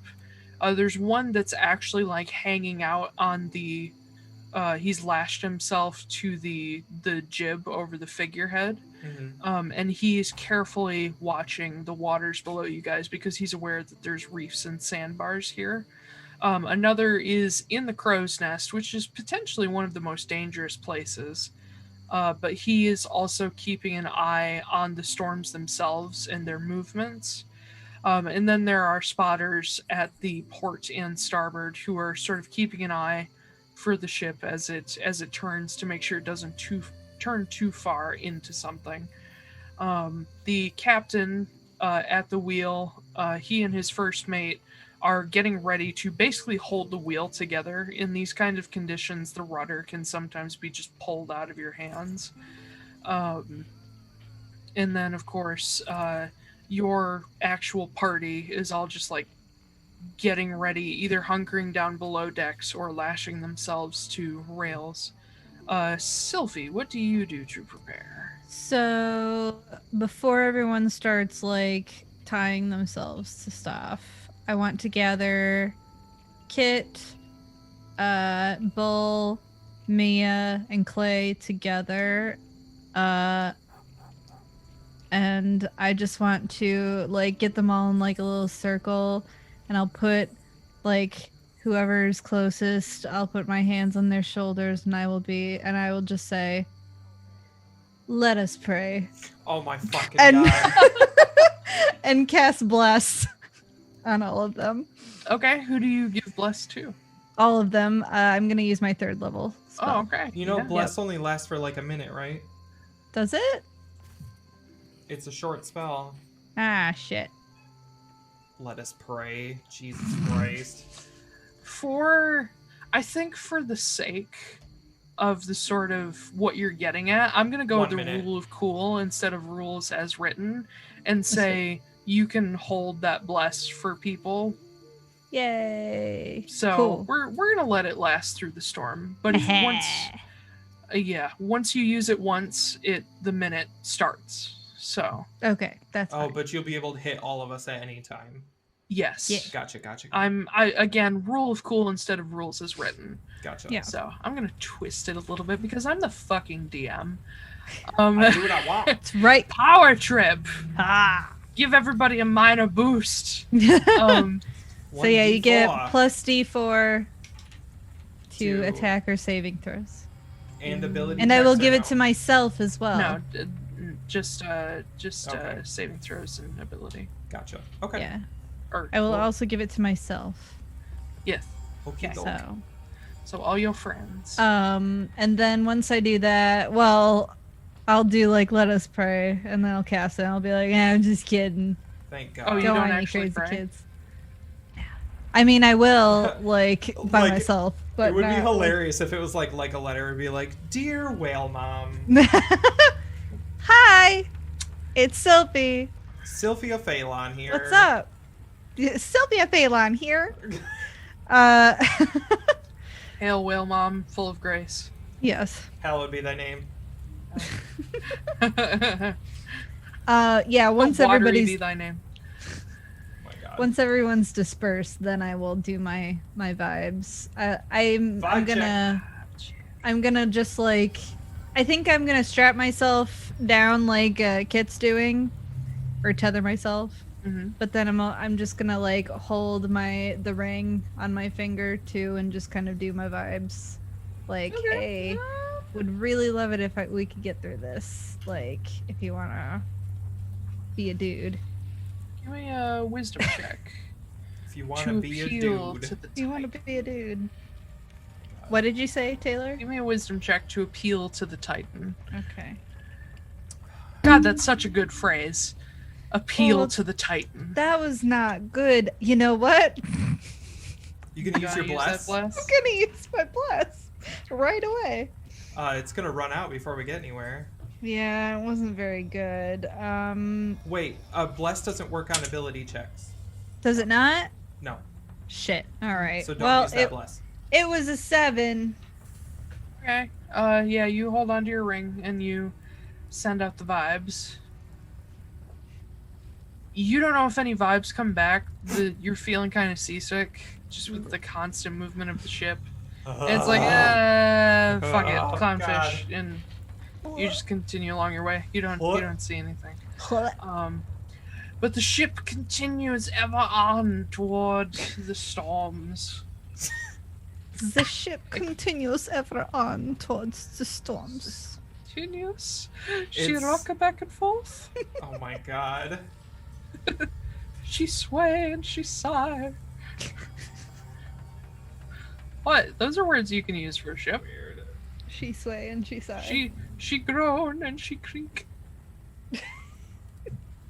She go eek. Before What? before we get too much further, Uh-huh. I Yeah. am going to cast Aid on Sylfie, myself, and Bull, and that Okay. gives us all an extra 5 hit points. Actually, it increases your maximum hit points by 5. Okay. So you now have +5, Ooh. Yay. just in case. Bull does kind of post himself up near you guys with a longer tether, so that he can kind of reach you. He like plants himself. It He has also lasts quite a for bit 8 of- hours. Awesome. He also has quite a bit of sailing experience just from traveling the world with the Phelon caravan. So he's fairly steady on his feet. As you guys make your way closer and closer, and the ship is sort of weaving, and it adds to the kind of sea-sick feeling that some of you get. It's weaving What? between rocks and sandbars and coral What? reefs. So every time the ship lists to one side, the rudder pulls to the opposite, and it's like a cross pull, and it doesn't And feel good. we all go, oh. And then when it turns It's back, more we like go, going "Oh." it's more like going wow, and just yeah. But as you get closer, the waves grow to the point where it's really hard to tell where rocks and sandbars are. And so the ship, they kind of have to rely on using waves to coast over some of these blockages. And Astrid is at the front of the ship now. And she's sort of been quiet these past few days. You've noticed her meditating a lot. She appears to be nervous. Great. Because she's never done this for a whole ship of people. Inspiring a lot of confidence. Indeed. She's done this for herself and her pseudo-dragon. But she's standing at the front of the ship after the spotter on the jib has kind of been forced to pull back. And you see her standing at the rail with her hands planted on it, watching as the jib of the ship starts to point in directly into this archway that she's designated. I'm gonna walk up to her while I'm still tied up, and before she does anything, I'm gonna smack her with a guidance. Bop! Guidance. Yeah, you kind of cuff her, and she's like, "What? What are you doing?"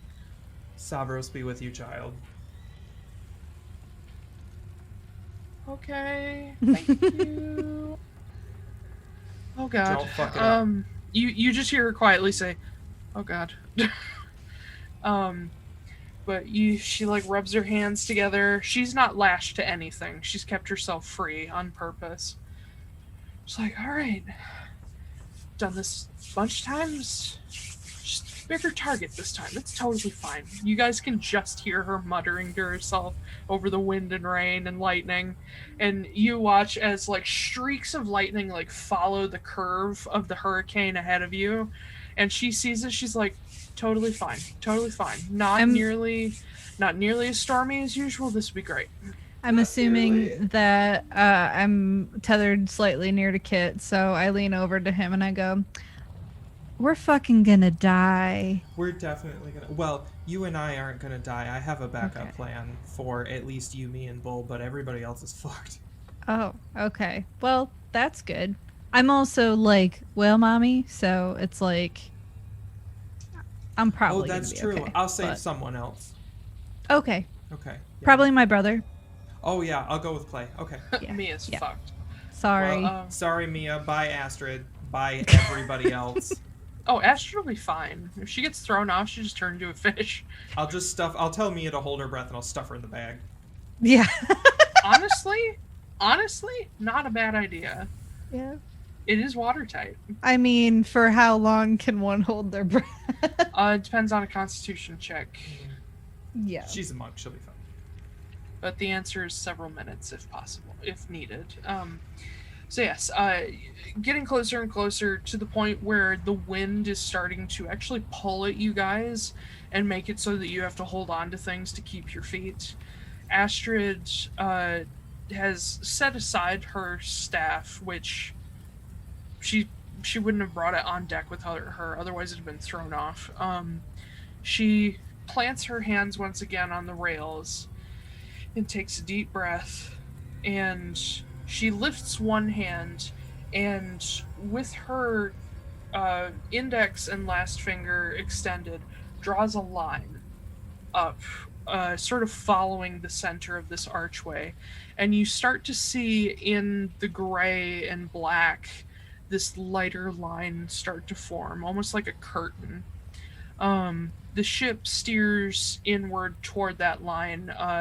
Captain Al-Adhir is trying to keep directly on course at this point, because you guys can't see any of the reefs or sandbars. I need each of you to make me a strength saving throw as the wind and water gets rougher. Oh boy. I got a 13. Oh wait, saving throw? Yeah. Saving throw. Oh, Add it's your the same D4. thing.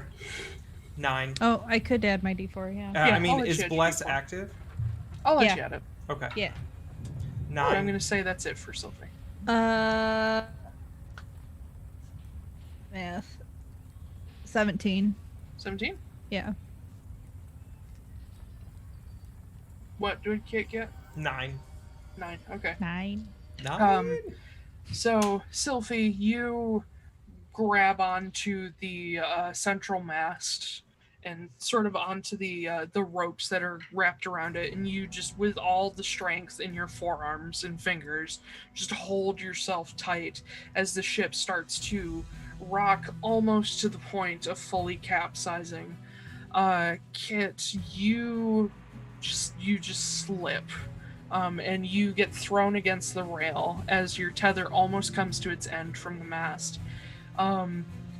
Because of your tether, you are able to stay on the ship, but you have like no control over where you are, and you're kind of getting pelted with a few loose items on deck. Okay. Let's see for some other folks. Bull, pretty okay. In fact, Bull's doing well enough that Kit, he grabs onto your rope and starts hauling you back toward the mast. Thank you. Mia's fine. I'm very powerful, but not very strong.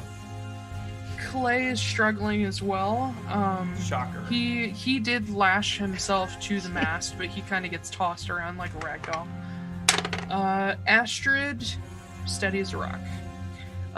Expected, but yes, she's continually, as she draws this line up, she starts to draw these naturalistic sigils into the air.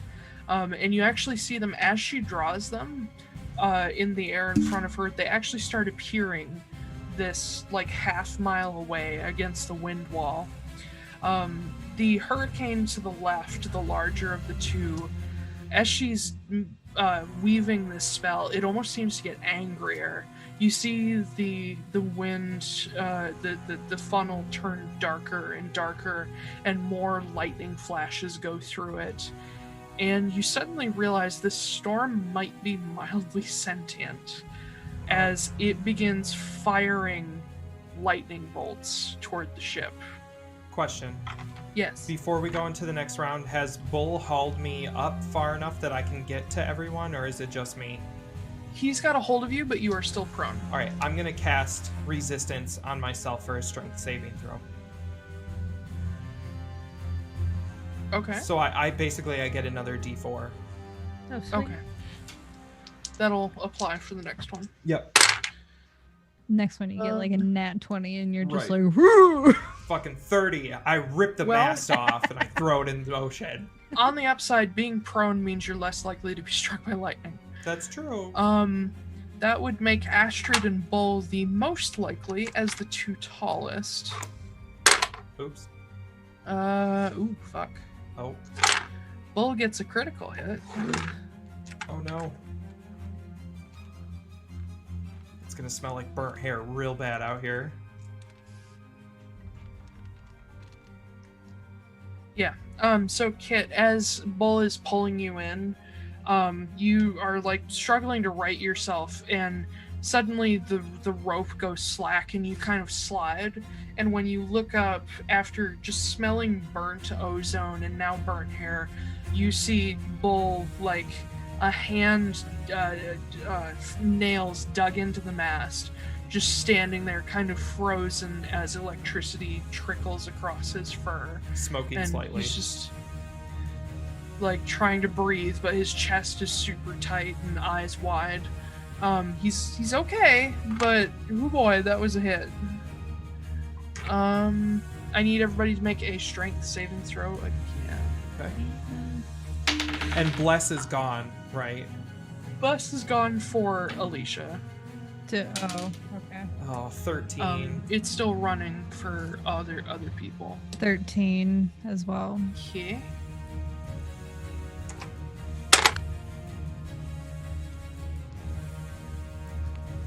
All right. At this one, as the lightning bolts seem to fail to do anything to Astrid and fail to really bring Bull down, the storm almost seems aware. Oh, God. And suddenly, Sylfie, you're the first one to see it. A wall of water comes up and just smashes over the deck. It carries away several sailors who are never seen again.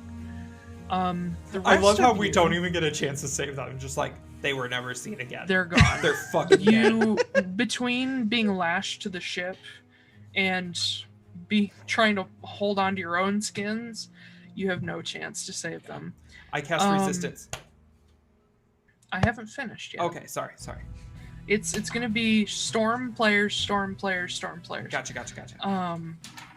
But as the wall of water crashes down over you guys are okay. Not great, but okay.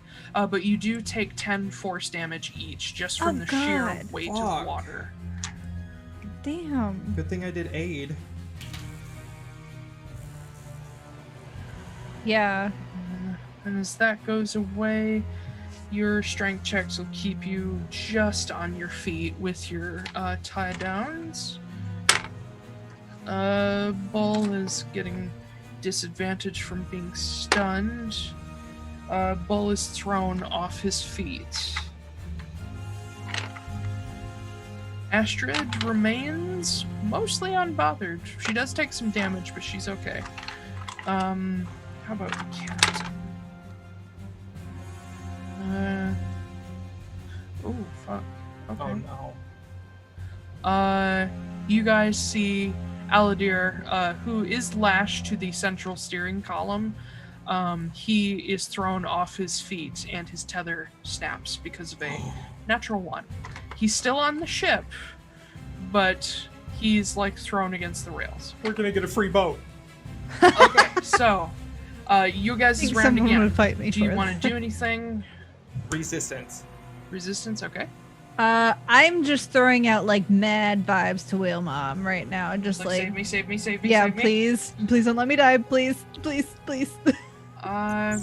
me another wisdom check. Okay. Save me, Whale Mom. God damn it! Save me, Whale Mom. That was a 9. Whale Mom ain't coming.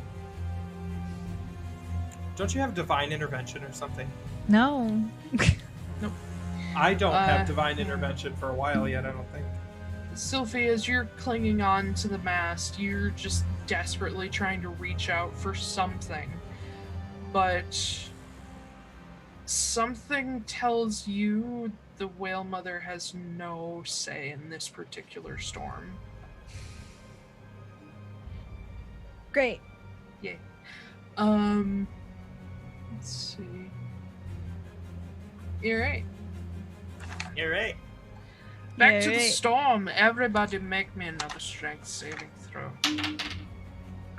These are gonna be terrible the entire fucking time. They're getting 14. harder. 12. 14 and 12. Alright. You are both knocked off of your feet. Great. Your tethers hold, but you are on the ground. Deck. Everybody hit the deck. Bull is no longer stunned, but he's struggling a little bit. Astrid is still fine. As she continues her arcane incantations. Clay is managing to hold on. So as the ship continues on after this wall of water, the storm just getting angrier and angrier until you see the large hurricane in front of you break from the wall, and it starts to move toward the ship itself. Oh, no. The funnel growing closer and closer and closer until you see Astrid at the front of the ship just look up until she's enveloped in this wall of swirling wind. Pieces of ship begin to be torn up like loose boards, netting, barrels, and just flung across the deck. The captain. We're getting a free boat. Yeah. Free boat. So each of you, just from debris and wind, are going to take another 10 force damage. My God. Jesus. And bludgeoning damage. I'm gonna die before we This get out of this. boat is kicking my ass. And you do watch as Captain Al-Adhir is swept from the boat. and into the tides. I don't have The- any way to help it. The crew goes into panic. The first mate is still at the wheel, trying to keep order and yelling at people. Just hold on. How far away from brace. me is he? Who, the captain? Yes. Probably about 30 feet after he gets swept off. 30? Yeah. On my turn, I'm going to do something, so when you get there. I'll let you do it. Go ahead. Okay. I look at the captain, and I cast Water Walk. Okay. So he is swept off the ship out of your sight just as you fire off the spell. Mm-hmm. You can't see him, so you have no idea what's happening to him. Well- You've never seen anybody walk on stormy waters. Well, he's not drowning, so How long does Water Walk last? 1 hour. Okay. Fair enough. It's not a concentration spell. Gotcha. Everybody make strength saving throws. God, I better roll better this time because I don't have any Yeah, resistance. for real. Oh no. Got another 13. Natural 1. No! As the funnel continues to tear down the port side of the ship toward you guys, Kit, you picked yourself up to cast Water Walk, but you're sort of leaning against the end of your tether, and the moment that funnel comes close to you, a board just slashes through the wind and cuts your tether. It just rips it away from you, and suddenly you are being pulled off your feet by the sheer force of wind. Can I try and grab his tether? goes. Make me a dexterity save. And Kit, make one as well. Okay. Ha ha ha ha. Natural That's a- 20. 22. All right. Kit, just as you get pulled off your feet, you instinctively, twist yourself around and reach, and at the same time, Sylfie's arm is coming across, and you lock forearms, and you're just holding Kit as he's just in midair, trying not to be dragged away. You have a solid It's like grip. that scene in Twister with Helen Hunt. I've never seen that That's movie. exactly what I was Yeah. thinking. Oh, you guys need to watch that movie. It's good. I've never seen No, Twister. Twister's a horrible second... It's a great movie. Anyway. I played a lot of Twister pinball at the campsite that I used to go to as a kid. They had 2 pinball machines, and one of them was Twister. Huh. Cool story. Yeah, so we're dying. Yeah, but you guys hold firm. The rest of the crew are sort of trying to save themselves, but Bull, who is ever the selfless one, moves in to try to help you as well. Sylfie, he grabs onto your waist with one arm and reaches out and sort of locks around the other side of Kit's forearm with his own. So you've got sort of like a double grip on you, and your shoulder is probably going to pull out of socket, but at least you won't die. Me? Yeah. Oh, that's fine. Whatever. I'm a cleric. I'll just pop it back You in. guys are battered further by the wind and rain and debris. That'll be another 15 Oh my god. Oh my god! as you We're are gonna get smashed. killed. As you're smashed with pieces of barrel and deck We're gonna get and killed. ropes. The broken ropes act almost like whips, and they leave these horrible welts across you. But at the bow of the ship, as the funnel finally pulls away from the side of the ship, you can see Astrid still there, barely clinging on. Her pseudo-dragon is missing, and she's holding on to the rail, and you see she's beginning to draw this one, almost in like a slashing motion. She draws this one last triangle and puts a slash through the center, and you see the wind wall split, almost like a curtain being drawn open from the bottom. And you hear the first mate yell something, but it's so deafening that you can't tell. The crew just clings on to what's left of the railing for dear life, and you guys continue on forward, lightning just zooming and crackling over your heads, until suddenly, Kit, you just fall to the deck, and the rain stops, and the wind is gone. And suddenly, bright sunlight is shining down on you guys. You look up from the deck, and you look back to where you came from, and there's just a misty, calm gray wall behind you.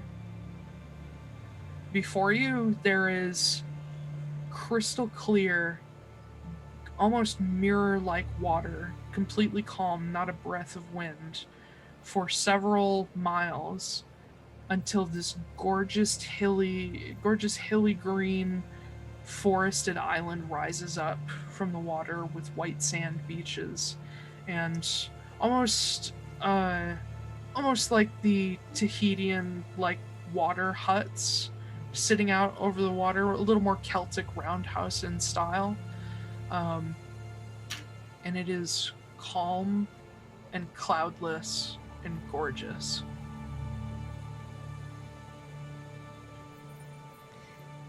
Yay. And that's where we're going to end for this week. God.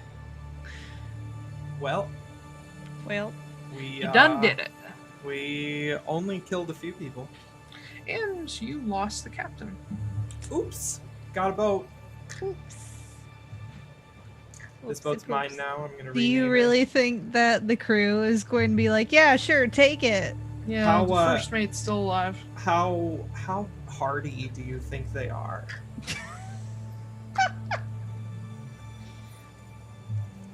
Anyway. I just need They're a few employed. slots of inflict wounds, and then Well, we have a boat. they're employed by the Sentinels, so I'm assuming they're gonna just be we like, can well, call them and be like, "Oh my God, they all died. Weird. It was a rash of scurvy. okay. Killed them all." Anyway. We're gonna wrap up before we get ourselves in any more trouble with the Sentinels and shit. Thank y'all for joining us for yet another week of Atlaran Adventuring Company. Woo. You can find all of our links and shit below, including links to Twitter at LarenADVCo, and what's my normal spiel? Oh yeah, we do post the VODs and podcasts of this show every Wednesday morning. Usually up by 6 a.m. That's when we schedule. And we will continue tweeting links and stuff. Visit the Twitter bio. And then let's go around. Alicia, tell us about yourself. Confidence. What's up? My What's up, name my dude? is Alicia, also known as AM Kelley. You can find me at amkellywrites.com, and I have a blog there that I write on. You can also find me at Twitter at amkellywrites. Yes. That was solid. Like Tell that's us what you're working on. you sounded more Oh. terrified than usual, but that was solid. Yeah, that sounded like terror confidence Yeah, it was instead like of fear, but was still like- confident. I'm Alicia Yeah. Kelley. These are all the facts you need to know. like somebody's like pointing a gun at me, like say it. All right. I'm also working on a novel about a bunch of nerds who play D&D, but then it's real and it's great. The end. Okay. You should Actually, put that on the back of the book. We were just talking about how it's not great.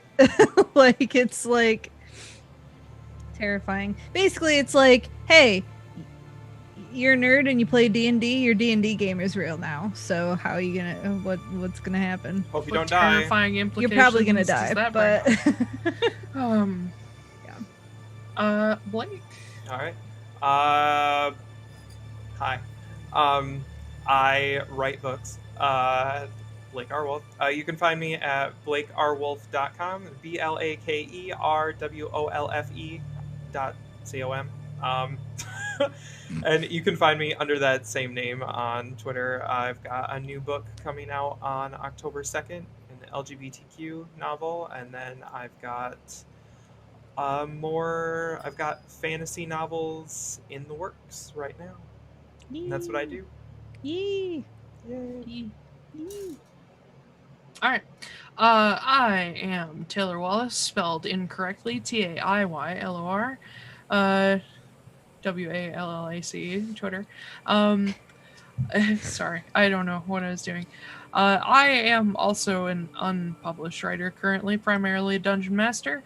And I'm working on the Rosemary Hearth project, which is my witchy LGBT paranormal shit fun thing. I don't know. It's not shit, but shit just a stand-in word for thing. I was thinking about how to actually, like, you know, properly communicate all of this stuff, and I never do it correctly, so, you know. But I think we're all pretty bad at that except Ben. Ben's like, yeah. I'm the only extrovert in the group. That's true. Yes, indeed. But yes, I hope to have Rosemary Hearts published by around January or so. And what else am I doing? I mean, I run this shit. Being cool. Yeah. Arguable. Cool. No. Is cool really the word for it? Sure. Being sexy.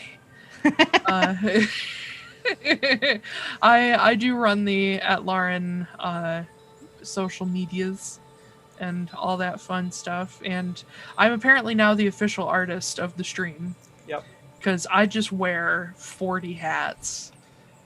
I mean, it can't be me.